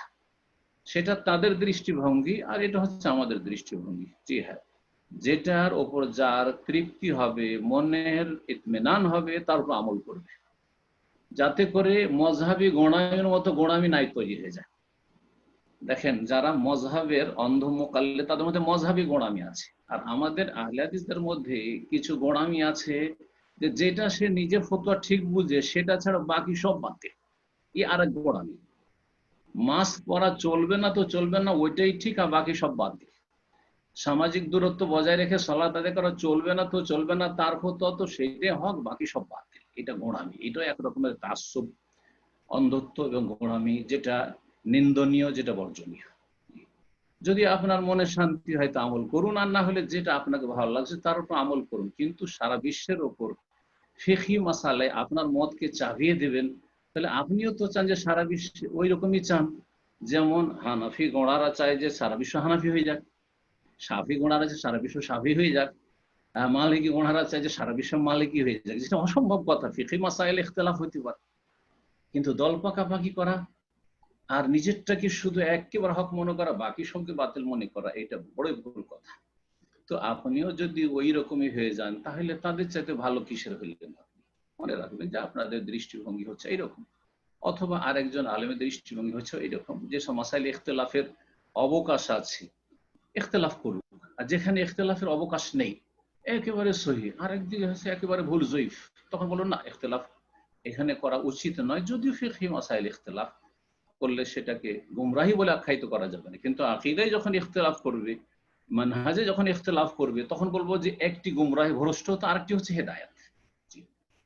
তো এই ছিল দ্বিতীয়। তৃতীয় প্রশ্ন ছিল বা বিষয় ছিল, সেটা হচ্ছে জুমা পড়া নিয়ে, যে আপনাদের নিউইয়র্কে কোন এক মসজিদে জাওয়ালের পূর্বে, মাথার উপর থেকে সূর্য গড়ে যাওয়া বা ঢলে যাওয়ার পূর্বে জুমার সালাত পড়েছেন, আর বলেছেন যে এমনটা জায়েজ। এই বিষয়টি শুনেন। এই বিষয়ে ইমাম আহমদ রাহিমাহুল্লাহর একটি মত, আর মুহাদ্দিসিনে কেরামরা এই মতের সাথে আছেন। আর আর একটি মত হচ্ছে তিন ইমাম আবু হানিফা, শাফি এবং মালিকের। ইমাম আবু হানিফা, শাফি, মালিক এই তিন আইম্মা রাহিমাহুল্লাহ বলছেন যে জুমার সালাতও ওই রকমই সময় আদায় করতে হবে যে সময় জোহরের রক্ত হয়। তো জোহর রক্ত কখন হয়? ওয়াক্তু জোহরে ইজা জালাতি শামসু, জোহর রক্ত শুরু হয় যখন মাথার উপর থেকে সূর্যের জাওয়াল হয়ে যায়, গড়িয়ে যায় বা ঢলে যায়। তাহলে সূর্য মাথার উপরে ঢলার আগে জুমার সালাত পড়া তাদের কাছে জায়েজ নয়। খুতবা জায়েজ, খুতবা জাওয়ালের আগেও দেওয়া যেতে পারে, কিন্তু যখন সালাতটা শুরু হবে তখন যেন মাথার উপর থেকে সূর্য গড়ে যায়, জাওয়াল হয়ে যায়। আপনাদের ওখানে ওইভাবে বুঝে নেবেন কখন জাওয়াল হয়। আমাদের সৌদি আরব সম্পর্কে আমরা বলতে পারবো, মক্কা মদিনায় বা আমাদের দামামে কোন সময় জাওয়াল হয় এখন বলতে পারবো। তো এটা হচ্ছে তিন আইম্মার মত। ইমাম আহমদ রাহিমাহুল্লাহ এখানে ভিন্ন মত রয়েছে। তিনি বলছেন যে জুমার সালাত জোহরের সালাত থেকে বিভিন্ন ক্ষেত্রে ভিন্ন, বিভিন্ন ক্ষেত্রে ভিন্ন। ইবনুল কাইয়িম রাহমাতুল্লাহ আলাইহি জাদুল মাদি বেশ অনেকগুলি দিক উল্লেখ করেছেন, যেই দিকগুলিতে জোহরের সালাত আর জুমার সালাতে ভিন্নতা রয়েছে। তার মধ্যে একটি হচ্ছে সময়ের দিক থেকে। সময়ের দিক থেকে একদিক থেকে যেমন আপনার সিমিলারিটি রয়েছে, অর্থাৎ একই রকম জোহর আর জুমা, যে জোহর হচ্ছে জুমার বিকল্প, তেমনি ভিন্নতা রয়েছে। ভিন্নতা হচ্ছে সময়ের ক্ষেত্রে। রাসূলুল্লাহ সাল্লাল্লাহু আলাইহি সাল্লামের সাহাবায়ে কেরামরা দুপুরের খাবার যে খেতেন, আর আমাদের মতো দুপুর খাবার না, তাদের খাবারটা কিন্তু জাওয়ালের আগে হতো, কারণ সকালের নাস্তা ছিল না। 1400 বছর আগে সাহাবায়ে কেরাম আমলে সকালে নাস্তা, ফতুর, ব্রেকফাস্ট বলে কোনো খাবার পাওয়া যায় না। একটা গাদা পাওয়া যায় আর একটা আশা পাওয়া যায়। এটা গাদা আর একটা আশা, এই দুটো খাবার পাওয়া যায়। হাদিস রয়েছে মা কুন্না নাকিল ওয়ালা নাতাগাদ্দা ইল্লা বাদাল জুমা, আমরা জুমার দিনে আমরা যে দুপুরে বিশ্রাম আর গাদা যে খাবারটা খেতাম এটা জুমার পরে খেতাম। জি হ্যাঁ, আরো বেশ কিছু অনেকগুলি স্পষ্ট দলিল রয়েছে যে জাওয়ালের আগে জুমা পড়া শরীয়ত সম্মত। ইমাম আহমদ রাহিমাহুল্লাহ বলছেন যে জুমার সালাতের জন্য জাওয়াল বা মাথার উপর থেকে সূর্য ঢলে যাওয়া শর্ত নয়, তার আগেও পড়া যেতে পারে, তার আগেও পড়া যেতে পারে। জুমার সালাতের সাথে জোহরের যেমন মিল আছে, তেমন ঈদের সালাতের সাথে জুমার মিল আছে। ঈদের সালাতে জোরে তেলাওয়াত করেন দিনের সালাত, জুমার সালাতে জোরে তেলাওয়াত করছেন, জোহরের সালাতে জোরে তেলাওয়াত করছেন না, সুন্নতের খেলাফ। যেমন ঈদের সালাত জাওয়ালের আগেই, ঠিকই তেমনি জুমার সালাতও চলতে পারে। এক কথাই, আর কথা লম্বা না করে, ইমাম আহমদ রাহিমাহুল্লাহ এবং মুহাদ্দিসিনদের মতের উপর আমল আপনাদের ওই ইমাম করেছেন। এবং সৌদি আরবের কিছু কিছু মসজিদে, যদিও মক্কা মদিনা হয় না, কারণ মক্কা মদিনা যেহেতু আন্তর্জাতিক মসজিদ, সেখানে সব মযহাবের লোকেরা সালাত আদায় করে, সবার মযহাবের ফতোয়ার দিকে খেয়াল রেখে সালাত জুমার হয় হারমাইন শরীফাইনে মক্কা মদিনায় দুই বড় মসজিদে জাওয়ালের পরে। কিন্তু দামামের বেশ কিছু মসজিদ জানি আমি, যে মসজিদে, যেটি সবচেয়ে বড় মসজিদ যেখানে খুতবার অনুবাদ করি স্বাভাবিক সময়ে, সে কিং ফাহাদ মসজিদ, সে মসজিদে জাওয়ালের আগে জুমা হয়ে যায়। প্রায় সময় জাওয়ালের আগে জুমার সালাত শেষ হয়ে যায়, তো জায়েজ রয়েছে। কিন্তু অন্য অন্য মযহাবের অনুসারীদের কাছে জায়েজ নয়। তারা অনেক সময় এটাকে আপত্তিকর মনে করে, মযহাবী অন্ধ তাকলিদের কারণে। দলিল রয়েছে, যদি কোনো জায়গায় এরকম আমল করে আপনি পড়ে নেন, কোনো অসুবিধা নাই ইনশাআল্লাহ তাআলা। জি হ্যাঁ, জাযাকুমুল্লাহ খাইর। বারাকাল্লাহু ফিকুম। এই পর্যায়ে প্রশ্ন করবেন রাকিব আরিফ, আপনি প্রশ্ন করুন। আসসালামু আলাইকুম। ধন্যবাদ। ওয়ালাইকুম আসসালাম ওয়া রাহমাতুল্লাহি ওয়া বারাকাতুহু। শেখ ভালো আছেন? জি, একটু জোরে বলেন, শোনা যাচ্ছে না। হ্যাঁ, শেখ ভালো আছেন? শোনা যাচ্ছে কথা? আলহামদুলিল্লাহ। আমার একটা প্রশ্ন ছিল, একটা ছোট প্রশ্ন। একটা বিষয় হচ্ছে যে মুসলিম হাদিসের 2363 নম্বর হাদিসটি নিয়ে আমার একটু ব্যাখ্যা, মানে একটু জানার, বিস্তারিত জানার দরকার আছে। সেটা হচ্ছে, হাদিসটা হলো যে তোমাদের দুনিয়াবি বিষয়ে আমার চেয়ে তো তোমরা ভালো জানো। জি, এই হাদিসটা যদি আপনি প্রেক্ষাপটটা না জেনে থাকেন, আমি সামান্য প্রেক্ষাপটটা তুলে ধরতে পারি। জি। সেটা রাসূলুল্লাহ সাল্লাল্লাহু আলাইহি ওয়াসাল্লাম, আমি বলছি, আপনার প্রশ্ন আর কিছু আছে এতে, যে রাসূলুল্লাহ সাল্লাল্লাহু আলাইহি ওয়াসাল্লাম থেকে অন্যরা, নবী সাল্লাল্লাহু আলাইহি ওয়াসাল্লাম নিজে বলেছেন যে তোমরা পার্থিব বিষয়ে আমার চেয়ে বেশি জানো, এটা বলেছেন, এই তো? জি জি। তো আপনার কি প্রশ্ন যে এটা কি আসলে? না, আমার প্রশ্নটা হলো যে এটা একটু বিস্তারিত না, এটা কিভাবে আমাদের ক্ষেত্রে প্রযোজ্য হবে। আচ্ছা আচ্ছা, জি জি। রাসূলুল্লাহ সাল্লাল্লাহু আলাইহি ওয়াসাল্লাম এক সময় বলেছিলেন, যখন এই খেজুর বাগানে আপনার গাছ দুই রকম রয়েছে, হ্যাঁ, পুরুষ গাছ আর নারী গাছ, দুই রকমের গাছ রয়েছে। তো ওতে যে সিস্টেমে ওরা করে ওটা আরবরা বেশি বুঝে, যারা ওই চাষাবাদ করে খেজুরের বাগানের।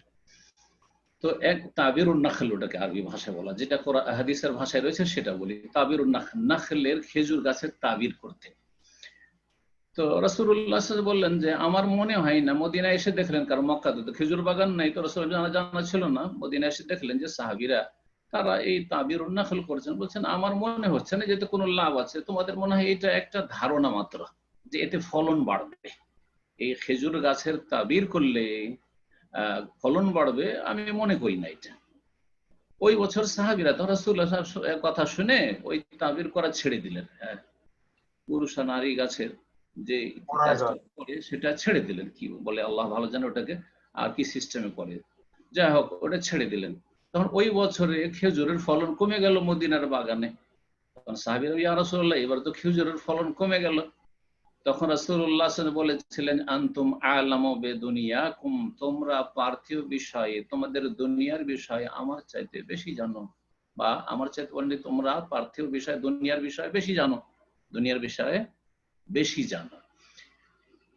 তো এই হচ্ছে দুনিয়ার বিষয়। চাষাবাদ, কৃষিকাজ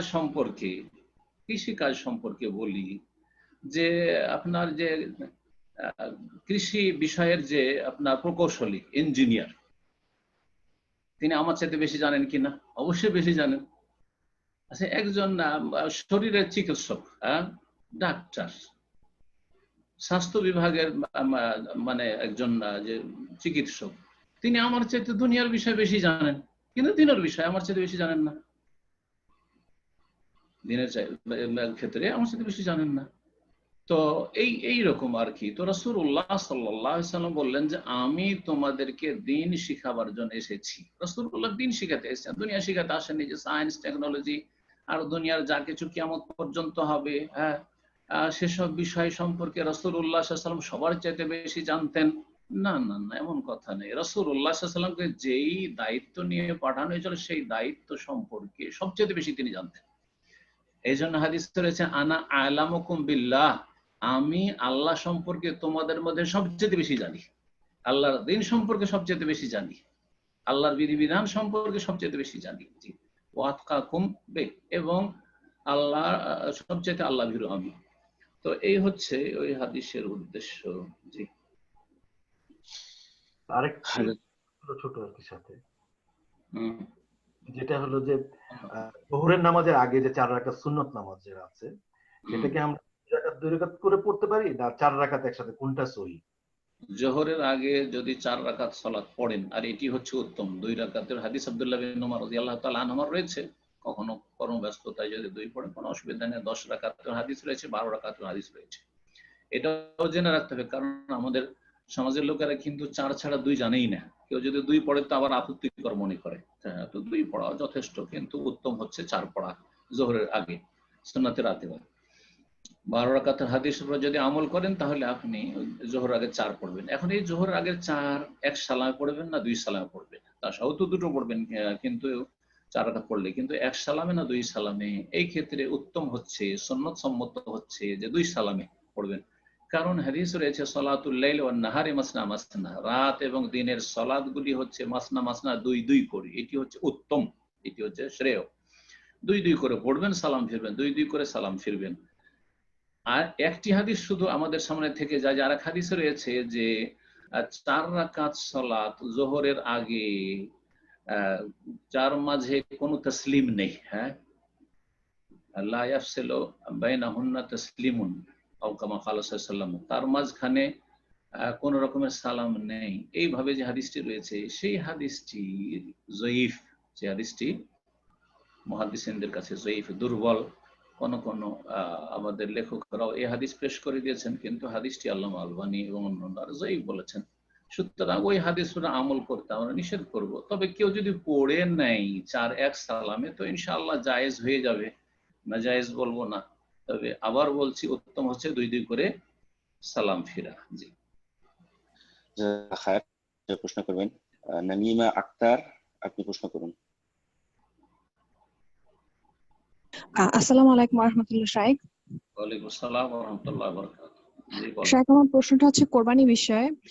আমি নর্থ আমেরিকাতে থাকি, আর এখানে কোরবানি দেওয়ার অপশন আছে দুইটা। একটা হচ্ছে গ্রোসারিতে দেয় অনেক মানুষ, যে আমরা জাস্ট টাকাটা দিয়ে আসি আর 2 দিন বা 3 দিন মাথায় আমরা গিয়ে মাংসটা নিয়ে আসি। সিস্টার, আপনার কথাগুলো ক্লিয়ার শোনা যাচ্ছে না, মাইকটা একটু ঠিক করে নিন। শুরুতে ভালো ছিল, আবার একটু মাইকটা চেক করে নিন ইনশাআল্লাহ। জি, এখন শোনা যাচ্ছে? অস্পষ্ট। জি, বলেন। আচ্ছা, আমার প্রশ্নটা হচ্ছে কোরবানি বিষয়ে। আমাদের এখানে কোরবানি দেওয়ার অপশন আছে 2 রকম। একটা হচ্ছে গ্রোসারিতে যে কোরবানি দেওয়া যায়, আমরা জাস্ট ওখানে টাকা দিয়ে আসি আর 2-3 দিন পরে গিয়ে মাংসটা নিয়ে আসি যখন আমাদের করে ফোন করে। এক্ষেত্রে আমাদের কোরবানির পশুটা দেখার কোনো সুযোগ নাই যে রিকোয়ারমেন্ট ফুলফিল হলো কিনা, এটা শিং ঠিক আছে কিনা বা বয়স ঠিক আছে কিনা, পশুতে কোনো সমস্যা আছে কিনা দেখার কোনো অপশনই নাই। আমরা শুধু বিশ্বাসের উপরে ওদের কাছ থেকে মাংসটা নিয়ে ধরে নিই যে আমাদের কোরবানি ইনশাআল্লাহ হলো। আরেকটা অপশন হচ্ছে ফার্মে যে দেওয়া যায়, সেক্ষেত্রে ক্লিয়ার আসছে না অবশ্যই। জি সিস্টার, আপনার কথাগুলো আসতেছে কিন্তু অস্পষ্ট। যদি মাইকটা একটু ঠিক করে নিতেন। প্রথমত আপনার প্রশ্ন গ্রোসারিতে, যেটা সে কথা বুঝছেন, গ্রোসারি থেকে কোরবানি দেওয়ার বিষয় বলছিল সে। পরের বিষয়টা হচ্ছে যে ফার্মে যে দেওয়া, সেক্ষেত্রে আমরা পশু দেখতে পাই, কিন্তু আমার বর্তমান সিচুয়েশনে ফার্মে যে কোরবানি দেওয়াটা আমার পক্ষে সম্ভব না।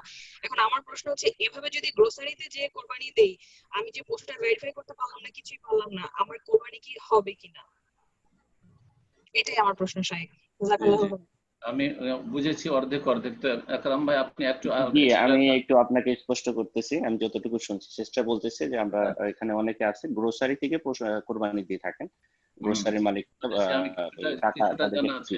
এখানে উনি বলছেন যে এই ক্ষেত্রে আসলে কোরবানি যখন দেওয়া হয়, যে পশুটা ওটা আমরা দেখতে পারি না, ওটা কি ক্ষত বা যে বিষয়গুলা মানে কোরবানির ক্ষেত্রে নির্ধারণ করা আছে যে যেগুলো দেখতে হবে, এগুলো দেখার কোনো অবস্থা থাকে না। কারণ তাদেরকে টাকা দেওয়া হয়, তারা কোরবানিটা করে নিয়ে আসে, পরবর্তীতে আমরা জাস্ট মাংস নিয়ে আসি।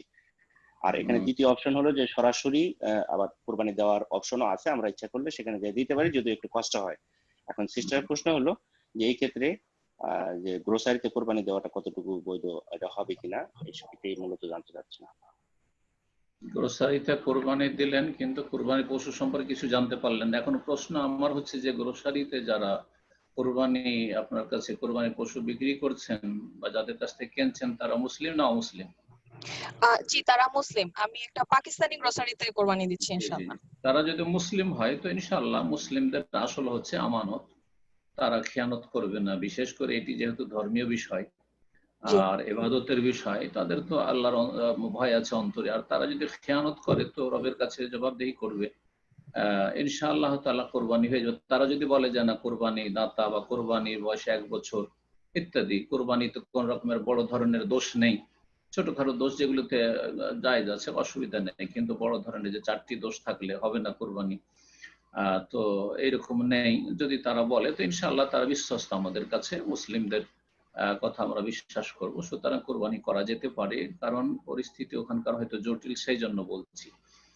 আমরা এখানে হইলে বলতাম না যে সৌদি আরব হইলে জায়েজ নয়, বাংলাদেশ হইলে জায়েজ নাই, এই ফতোয়া হয়তো বাংলাদেশে জায়েজ নাই, কারণ আমরা সুবিধা আছে, আপনি নিজে কোরবানি পশু দেখে নিতে পারবেন, তা আপনি চোখ বন্ধ করে কেন কোরবানি করবেন? তারপরে কোরবানি নিজের হাতে করা উত্তম, কোরবানি নিজের হাতে করা উত্তম, সেখানে আপনি হাত লাগাতে পারছেন না। তো এগুলো অনেক কিছু থেকে বঞ্চিত থাকতে হচ্ছে অমুসলিম দেশে বসবাস করার কারণে। দ্বিতীয় বিষয়টি যেটা ছিল কোরবানি সম্পর্কে, সেটা শাইখ, আমার একটাই প্রশ্ন ছিল। জাযাকাল্লাহু খাইর। বারাকাল্লাহু ফিকুম। তো ইনশাআল্লাহ এই পর্যায়ে প্রশ্ন করবেন মুনতাসির মামুন, আপনি প্রশ্ন করুন। আসসালামু আলাইকুম। ওয়ালাইকুম আসসালাম ওয়া রাহমাতুল্লাহি ওয়া বারাকাতুহু। কেমন আছেন? আলহামদুলিল্লাহ, বলেন, ভালো আছেন? জি, ভালো আছি।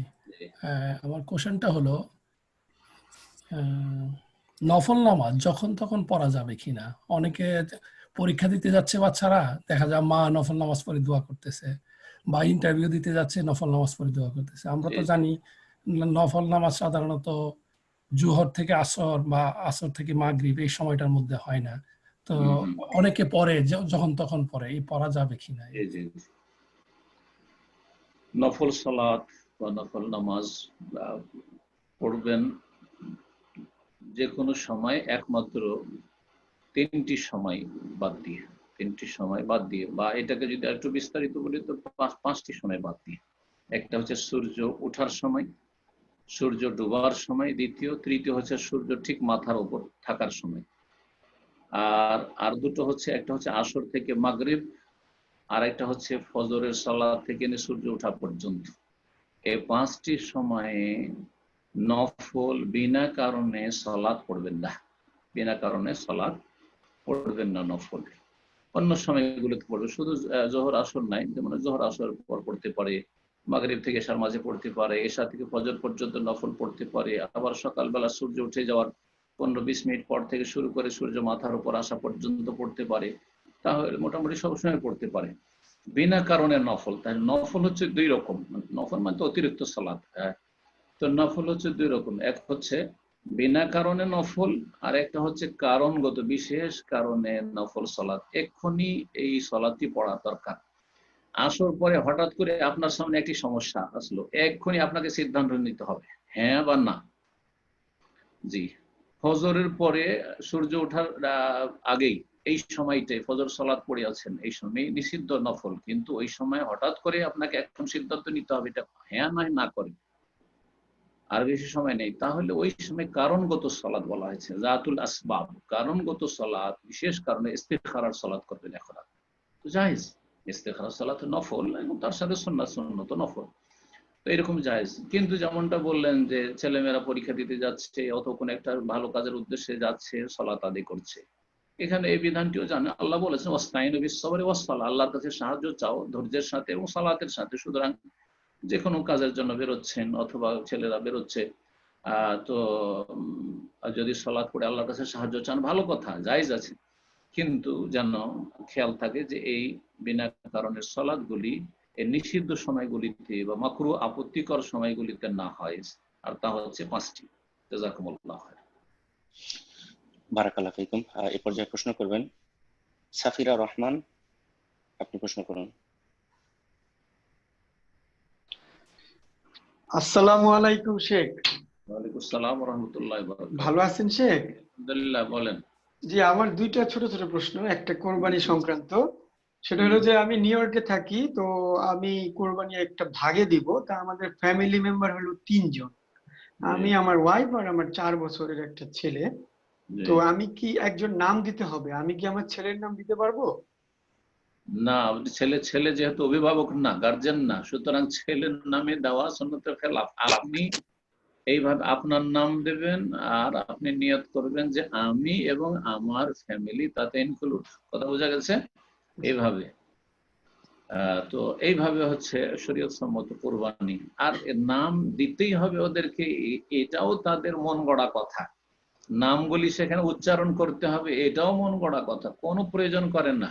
ইন্নামাল আমালু বিন্নিয়াত, মানুষের আমল নির্ভরশীল অন্তরের নিয়তের উপর। নিয়ত মানে অন্তরের সংকল্প। সুতরাং যখনই আপনি কুরবানির জন্য পয়সা দিয়েছেন এবং কুরবানিতে অংশ নিয়েছেন, সেটি সংকল্প হয়ে গেছে, জবাই করার সময় বিসমিল্লাহ আল্লাহু আকবার, জবাই করে আল্লাহুম্মা হাযা মিনকা ওয়া লাকা, এটা তোমার পক্ষ থেকে তোমার জন্য, ব্যাস হয়ে গেল। আর আল্লাহুম্মা তাকাব্বাল আন ফুলান অমুকের পক্ষ থেকে, এগুলির কোনো প্রয়োজন নেই। যদি কেউ যদি বলে তো জায়েজ আছে, কিন্তু ফুলানিন অমুক মানে অমুক এবং তার ফ্যামিলি। সুতরাং অমুক তার ফ্যামিলি তখনই বলবেন যখন আপনি নামটা আপনার দেবেন। আপনার স্ত্রীর নাম দিলেও চলবে না, আর আপনার ছেলের নাম দিলেও চলবে না, কারণ আপনার স্ত্রী আপনার ফ্যামিলির অভিভাবক না, আর আপনার ছেলেও ফ্যামিলির অভিভাবক না। জি জি, আমার দ্বিতীয় প্রশ্ন, এটা জাস্ট আমার কিউরিওসিটি, সেটা আমি আপনার কথা অলমোস্ট 12 ইয়ার্স ফলো করি সবসময়ই। তো জি, আপনি একটা হাদিসে বলছিলেন যে, হাদিসকে আপনার স্পিচে শুনছিলাম যে দাড়ি রাসূলুল্লাহ সাল্লাল্লাহু আলাইহি সাল্লাম বলছে বাড়তে দাও, আর মোচগুলা কেটে ফেলো, ছেটে ফেলো, ছোট করো। তো আমার ছোটবেলা থেকে একটা প্রশ্ন, সেটা হচ্ছে যে সৌদির যে রাজা বাদশাহ তারপরে সরকারি পর্যায়ে যারা থাকে তারা দাড়িগুলা সব ছোট ছোট করে। তো এত বড় একটা ইসলামিক রাষ্ট্র, সহিহ সুন্নাহর দেশ, তো এইটার কি কোনো অপশন আছে? কারণ আমরা যারা কাজ করি দাড়ির ক্ষেত্রে, আমাদের লম্বা দাড়ির ক্ষেত্রে অনেক সমস্যা হয় মাঝে মধ্যে। তো এরকম যদি অপশন থাকে তাহলে একটু বলবেন প্লিজ। এটা আমার রাসূলুল্লাহ সাল্লাল্লাহু আলাইহি ওয়াসাল্লাম ছাড়াও কি আমাদের কেউ আদর্শ আছে নাকি? না না না, এটা নাই, এটা তো নাই। লাকুম ফি রাসূলিল্লাহি উসওয়াতুন হাসানাহ, তোমাদের জন্য রাসূলুল্লাহ সাল্লাল্লাহু আলাইহি ওয়াসাল্লামের মধ্যে রয়েছে উত্তম আদর্শ। কথা বোঝা গেছে? তো রাসূলুল্লাহ সাল্লাল্লাহু আলাইহি ওয়াসাল্লাম কি করেছেন এটা দেখতে হবে। তারপরে দেখেন, যে কোনো ব্যক্তি ভুলের ঊর্ধ্বে নয়, যে কোনো ব্যক্তি, যে কোনো স্তরের ব্যক্তি ভুলের ঊর্ধ্বে নয় এবং ত্রুটি মুক্ত নয়। এই জন্যই রাসূলুল্লাহ সাল্লাল্লাহু আলাইহি ওয়াসাল্লাম ছাড়া অন্য কেউ আমাদের জন্য আদর্শ না।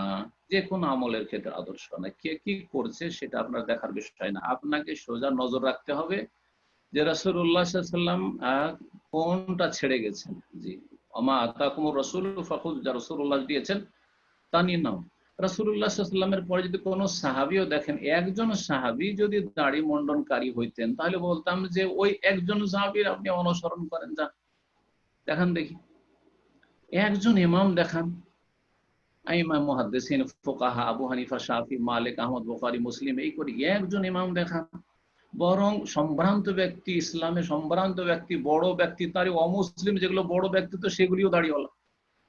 আপনারা তো দুনিয়া সম্পর্কে যথেষ্ট বেশি বুঝছেন, দেখবেন যে কোনো যোগ্য ব্যক্তি যারা পৃথিবীতে যোগ্য হয়েছে তাদের সবার দাড়ি ছিল। জি, এগুলোকে দাড়ি ছিল অমুসলিম হওয়া সত্ত্বেও। ওরা আমাদের আদর্শ না, ওরা আমার দলিল না, কিন্তু এটা দেখতেছে দাড়ি একটা পুরুষের জন্য পূর্ণতা, কেউ রাখে না সেটা তার ত্রুটি। হ্যাঁ, আর তারপরে কোন যুগে আপনার খোলাফায়ে রাশিদিনের যুগ ফিরে আসবে না, ফিরে আসেনি, আসবে না।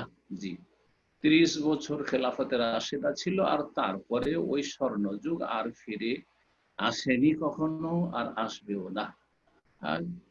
কে কি করছে সেটা দেখার বিষয় না, আপনাকে দেখতে হবে যে আমাকে কি করতে হবে এটা দেখার বিষয়। আপনি দিন ইসলাম পালনে কষ্ট হবে, কারণ আপনি এমন যুগে আছেন যে যুগে বাদাল ইসলাম গারিবান ও সায়াউদু কামা বাদা গারিবান, আগন্তুক। এখন আপনি একজন মুসলিম, সত্যি আদর্শ মুসলিম হলে আপনি আগন্তুক, অপরিচিত ব্যক্তি, আপনি আজব ব্যক্তি, আপনাকে কত লোক কি বলবে। কিন্তু আপনাকে আপনার জান্নাতের জন্য কষ্ট স্বীকার করতে হবে, মানসিক শারীরিক বহু রকমের কষ্ট হতে পারে, প্রস্তুত থাকতে হবে সেই কষ্ট বরদাস্ত করার জন্য। যেমন ফুল তোলার জন্য কাঁটাতে হাত ঢুকাইতে হবে, কাঁটা লাগতে পারে, ঠিক ওই রকমই আপনার ইলিশ মাছ খুব প্রিয়, ইলিশ মাছ খেলে আপনাকে অনেক কাঁটার কষ্ট পাইতে হবে, তারপরে ইলিশ মাছ খেতে পারবে। এই জন্য বাঙালি জাতি ছাড়া আর অন্য কোনো জাতি ইলিশ মাছ খেতেও পারে না। তো কথা হচ্ছে যে মনে রাখবেন যে কষ্ট না করলে জান্নাত পাওয়া যাবে না। রাসূলুল্লাহ বলেছেন হুফফাতিল জান্নাতু বিল মাকারিহ, জান্নাতকে কষ্টদায়ক বস্তু দিয়ে ঢেকে রাখা হয়েছে। তো বিশেষ করে প্রতিকূল পরিবেশ, যেখানে অমুসলিম পরিবেশ বা পাপিষ্টদের পরিবেশ, সেখানে ইসলামিক ফেস নিয়ে, দাড়ি নিয়ে, টাকনোর উপর কাপড় নিয়ে চলাটা কঠিন, কষ্টকর। কিন্তু আপনি তো সেই রকম সমাজ বেছে নিয়েছেন, যে কোনো কারণে হোক, বা সেখানে থাকতে বাধ্য হয়েছেন। সুতরাং একটু কষ্ট করে আপনার দিন পালন করতে হবে, যদি জান্নাত আপনার মুখ্য উদ্দেশ্য থাকে। আর যদি ওর চাইতে বেশি সহজ চান যে একটু সহজে আমি দিন পালন করি, তাহলে মুসলিম পরিবেশে চলে আসেন, মুসলিম পরিবেশে থাকেন, অনেকটা সহজ হবে। বাংলাদেশে দাঁড়িয়ে নিয়ে চলাটা এমন কোনো মুশকিল নয় ইনশাআল্লাহ। টাকনার উপরে কাপড় থাকলে এত কোনো মুশকিল নয় ইনশাআল্লাহ। দাঁড়িয়ে লোক ওখানে লক্ষ লক্ষ মানুষ আছে, আর সেখানে অনেকটাই সহজ তুলনামূলক। তো যাই হোক, যে কথাগুলি বললাম মনে রাখবেন যে আমাদের জন্য, আবার বলছি, আদর্শ হচ্ছে রাসূলুল্লাহ সাল্লাল্লাহু আলাইহি ওয়াসাল্লাম। ইনশাআল্লাহ এই পর্যায়ে প্রশ্ন করবেন নাজমুন নাহার, আপনি প্রশ্ন করুন।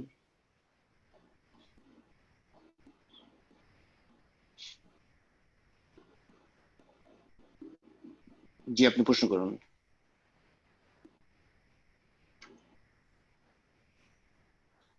জি নাজমুন নাহার, আপনার ফোনটা আনমিউট হয়েছে, আপনাকে শুনতে পাচ্ছি না, আপনি প্রশ্ন করুন। হয়তো খুলতে পারছেন না।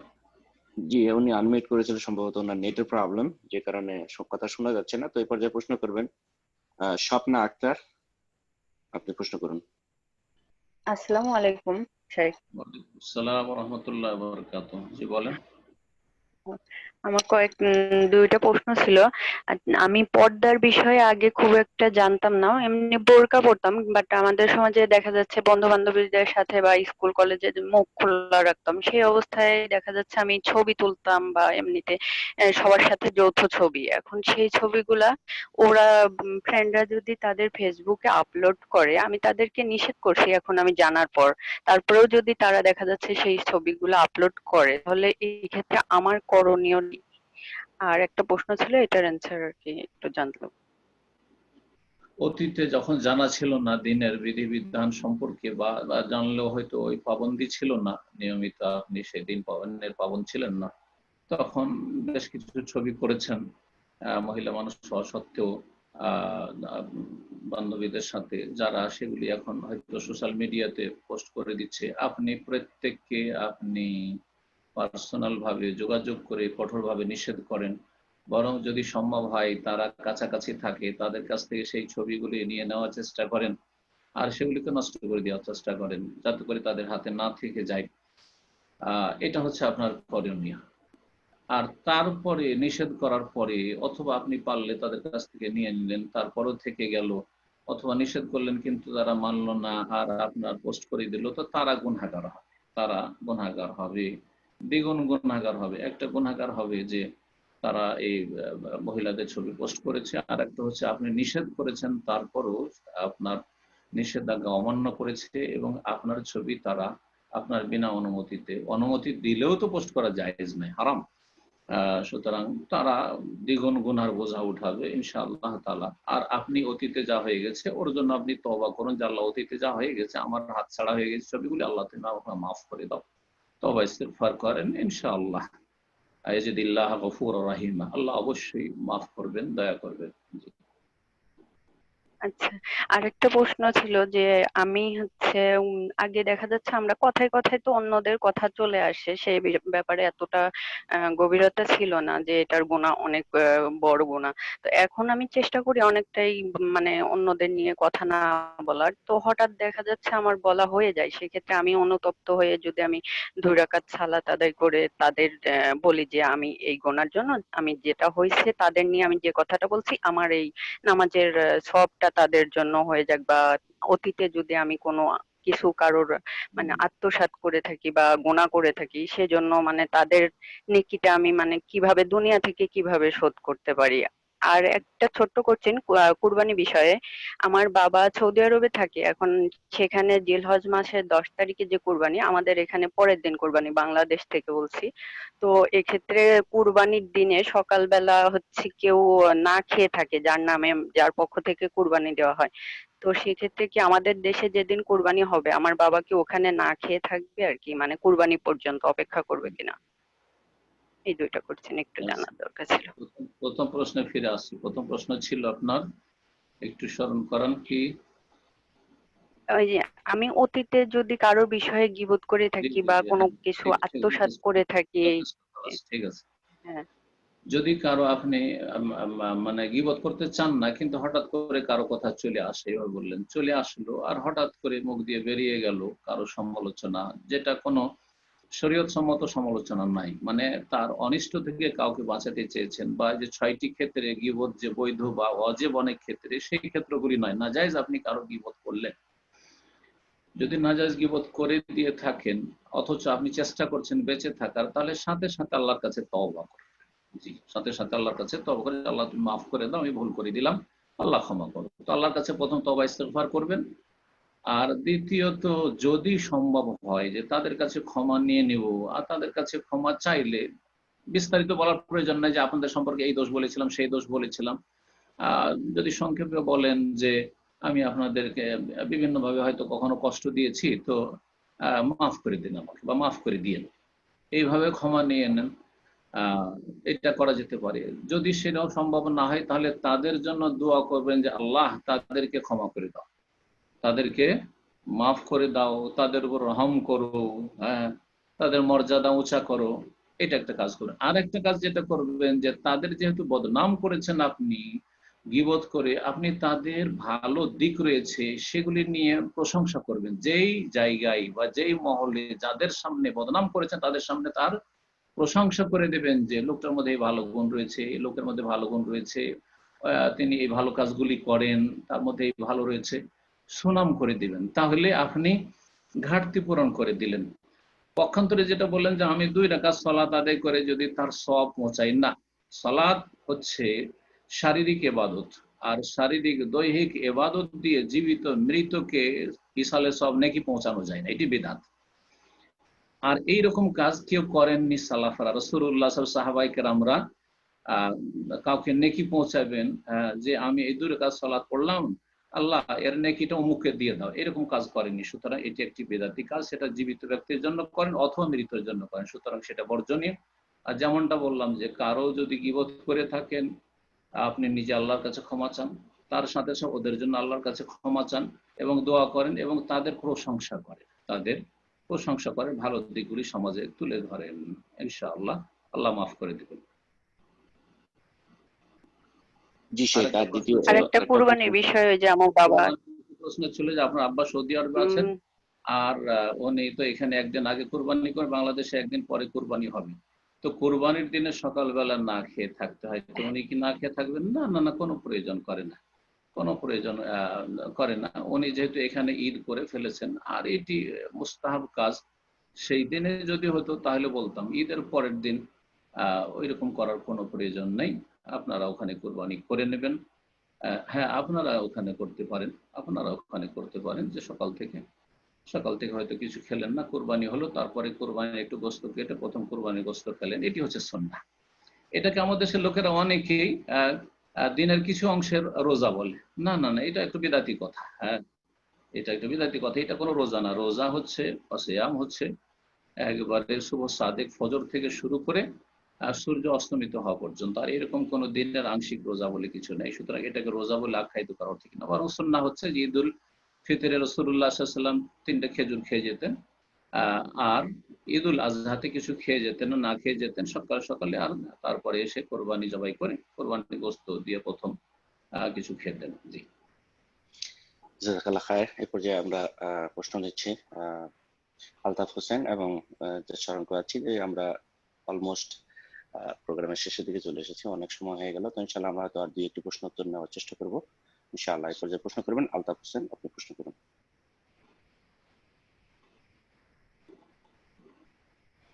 জি আলতাফ হোসেন, আপনার ফোনটা আনমিউট করে নিন। জাযাকাল্লাহ খায়ের। জি, প্রশ্ন করুন। আসসালামু আলাইকুম শাইখ। ওয়ালাইকুম আসসালাম ওয়া রাহমাতুল্লাহি ওয়া বারাকাতুহু। জি বলেন। আমার প্রশ্ন হলো দুইটি। একটি হলো যে মহিলাদের মাসিক হওয়ার পরে ভালো হয়ে গেছে, এরপর একটা তার সার্জারি হয়েছে, সার্জারি হওয়ার কারণে সার্জারি হয়েছে তার জরায়ুতে, এখনো আস্তে আস্তে অল্প অল্প ব্লিডিং হয়, এই কারণে কি নামাজ পড়তে পারবে না কোরআন শরীফ পড়তে পারবে না? তো নামাজ কোরআন শরীফ পড়তে পারবে কিনা?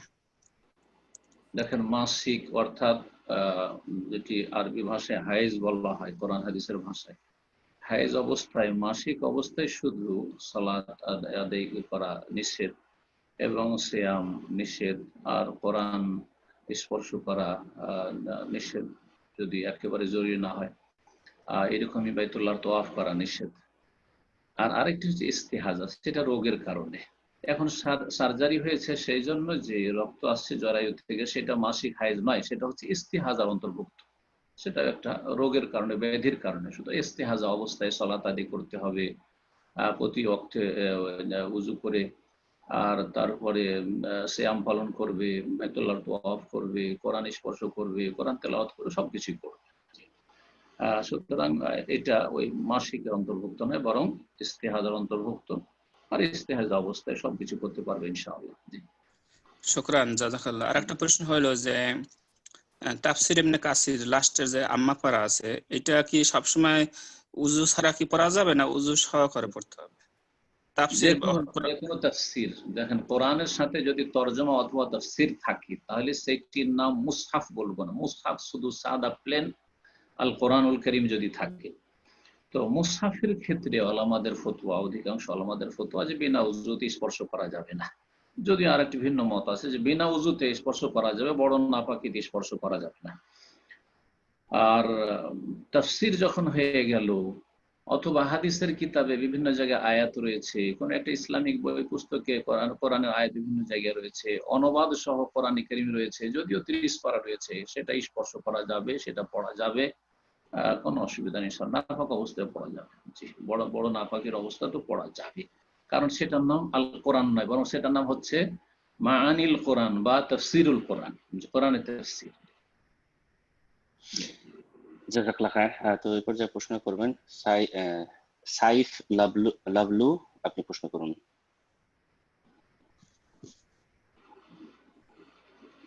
জি সাইফ লাভলু, জাযাকাল্লাহ খায়ের, প্রশ্ন করুন। আসসালামু আলাইকুম। ওয়ালাইকুম আসসালাম ওয়া রাহমাতুল্লাহি ওয়া বারাকাতুহু। শায়েখ, আপনাকে প্রথমে একটা কথা বলতে চাই। জাযাকাল্লাহ খায়ের, বলেন। আমি আপনাকে আল্লাহর জন্য ভালোবাসি, এই কথাটা আপনাকে জানাতে চাই। আহাব্বাকাল্লাহ, আল্লাহ রাব্বুল আলামিন ভালোবাসেন ইনশাআল্লাহ আপনাকে। জি, আচ্ছা, এই করোনা কালে কুরবানি সম্পর্কে একটু জানতে চাচ্ছি। এই করোনার এই সময় কি কুরবানিটা মানে করতেই হবে, বা এই ধরনের বিষয়টা একটু এই করোনার জন্য?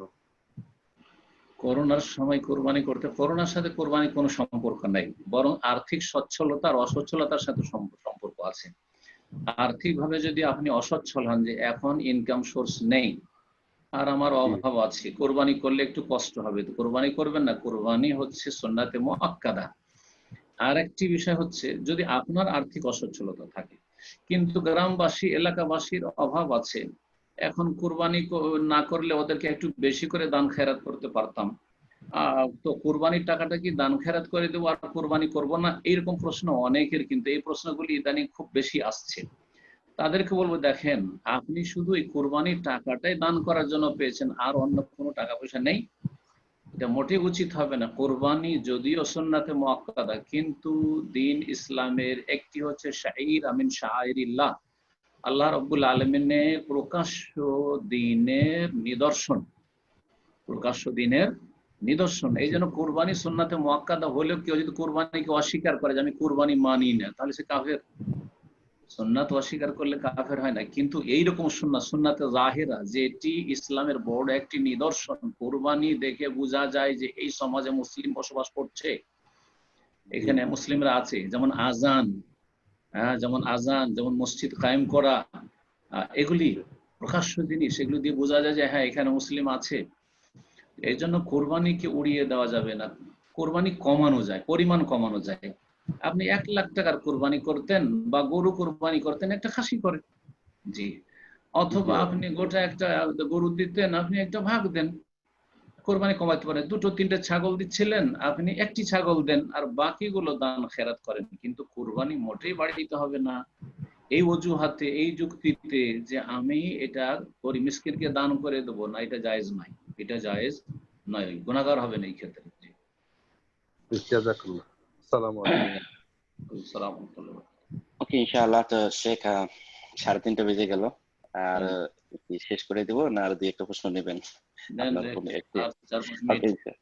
ওকে, এখন থেকে আর 2টি প্রশ্ন হয়তো আমরা 5 মিনিট সময় পাবো। তো এই পর্যায়ে প্রশ্ন করবেন মোহাম্মদ হোসেন মাস্টার, আপনি প্রশ্ন করুন। যে আপনার ফোনটা আনমিউট করে নিন, মোহাম্মদ হোসেন মাস্টার, সময় সংক্ষিপ্ত। জি, জাযাকাল্লাহ, প্রশ্ন করুন। আসসালামু আলাইকুম ওয়া রাহমাতুল্লাহি ওয়া বারাকাতুহু। জি স্যার, কেমন আছেন? আমি আল হাসান। জি শেখ আল হাসান বলছিলাম। বলেন। জি শেখ, 2টি প্রশ্ন। একটা হলো বাগে কুরবানির ব্যাপারে, কি বাগে কুরবানি দেওয়ার জন্য 60টি শরীক হওয়া কি জরুরি? যদি গরুর ব্যাপারে আর কি, কেউ যদি একটা গরুতে 2 জন বা 3 জনে দেয়, অনেক সময় দেখা যায় একটা গরুতে 3টা ফ্যামিলি বা 2টা ফ্যামিলি, কিন্তু ওখানে 60টা, কেউ বলতেছে 7 জনের পক্ষ থেকে হইতে হবে একটা গরু। এই হলো একটা বিষয়। আর একটা হলো যেটা অনেকে বলে থাকেন যে বাগের থেকে যদি একটা ছাগল কোরবানি দেওয়া হয় সেটা উত্তম। তো আমার এখানে প্রশ্ন হলো শেখ, যেখানে অন্য হাদিসে বলা হয়েছে যে পরিবারকে যদি খাওয়ানো হয় সেটাও সাদাকা, কিন্তু আমাদের দেখা যায় যদি ছাগল কোরবানি দিয়ে, বেশিরভাগ আমাদের ফ্যামিলিতে ছাগলের মাংসটা খায় না। তো আমি যদি ছাগল কোরবানি দিই, তাহলে আমার পরিবারকে বঞ্চিত করলাম, সম্পর্কে বিস্তারিত বলবেন। ঠিক। তো প্রথম প্রশ্ন আপনার ছিল প্রথমটা বলেন, কি প্রশ্ন করেছিলেন একটু? একটি গরু যদি ভাগে দেওয়া হয় সেখানে কি 60টি লোকের পক্ষ থেকে জরুরি কিনা, বা 3 জনের পক্ষ থেকে একটা গরু দিতে পারে কিনা? হয়ে গেছে, যথেষ্ট, একটু বললেই হলো, যেহেতু শুনেছি।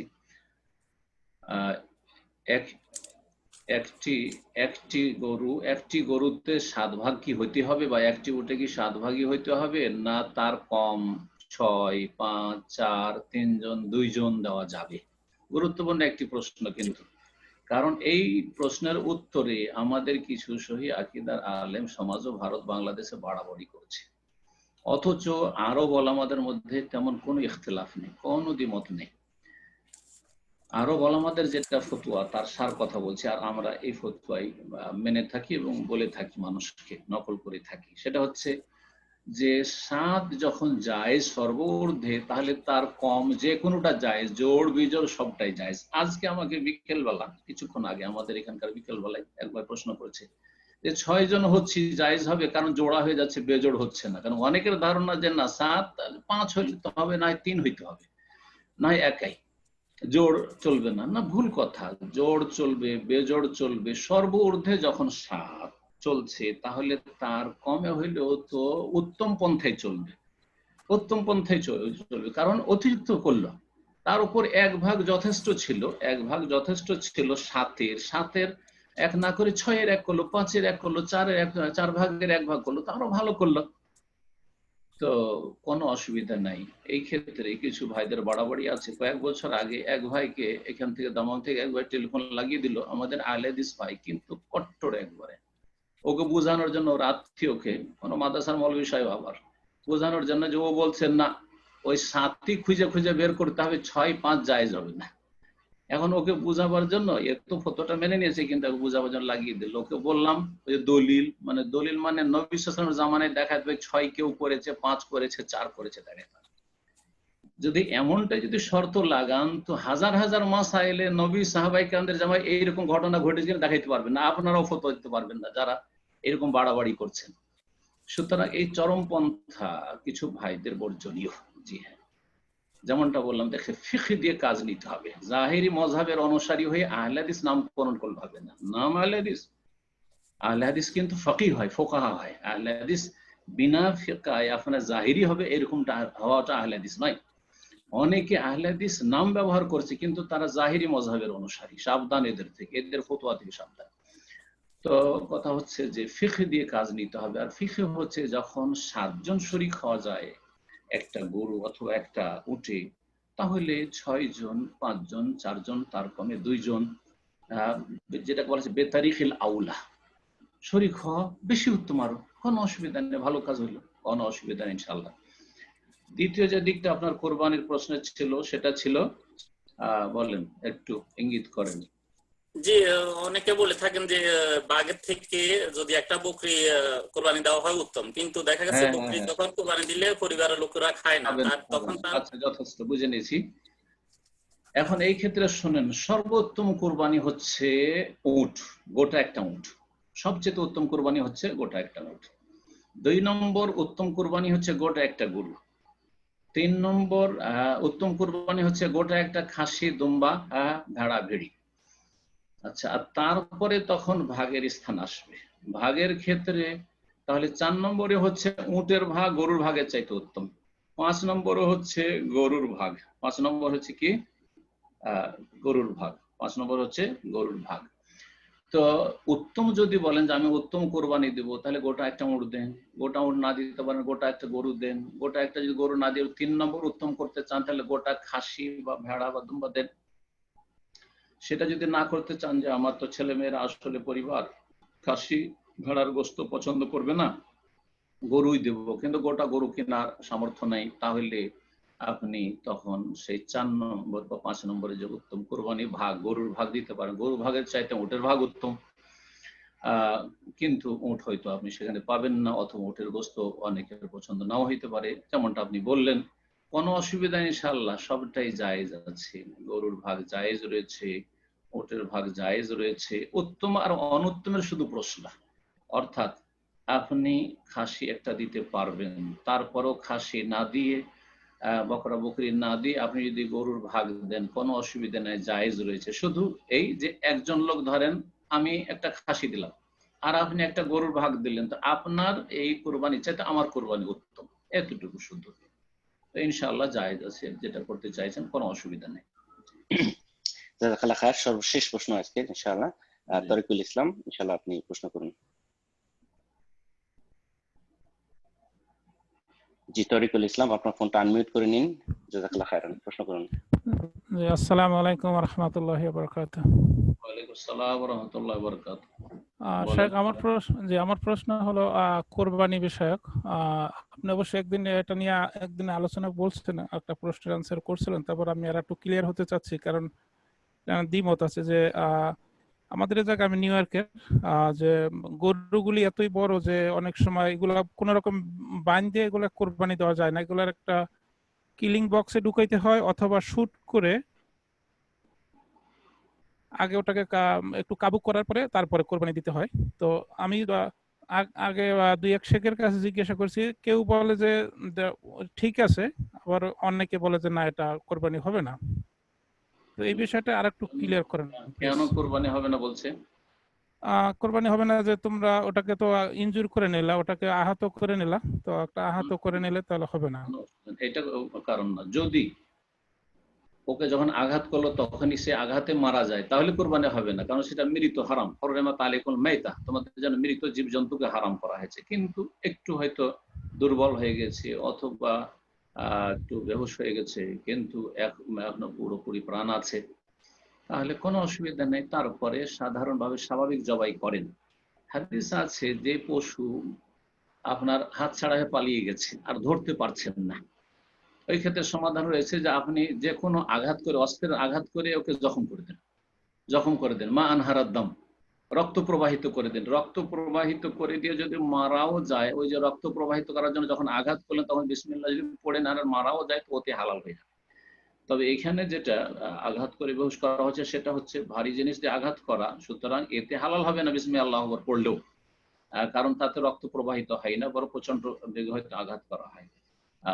তো যদি এটার প্রয়োজন না হয় তাহলে অবশ্যই করবে না, কিন্তু এইরকম যদি প্রয়োজন হয়ে যায় যে এটাকে ফেলে জবাই করা যাচ্ছে না, ফেলা সম্ভব হচ্ছে না, তাহলে বিশেষ পন্থায় সেটাকে দুর্বল করে হোক অথবা কোথাও সেটাকে কমজোর করে হোক অথবা বেঁধে হোক, যেভাবে হোক না কেন আপনার তারপরে জবাই করেন, ইনশাআল্লাহ তাআলা কোনো অসুবিধা নেই। বাস জীবিত অবস্থায় জবাই হইতে হবে।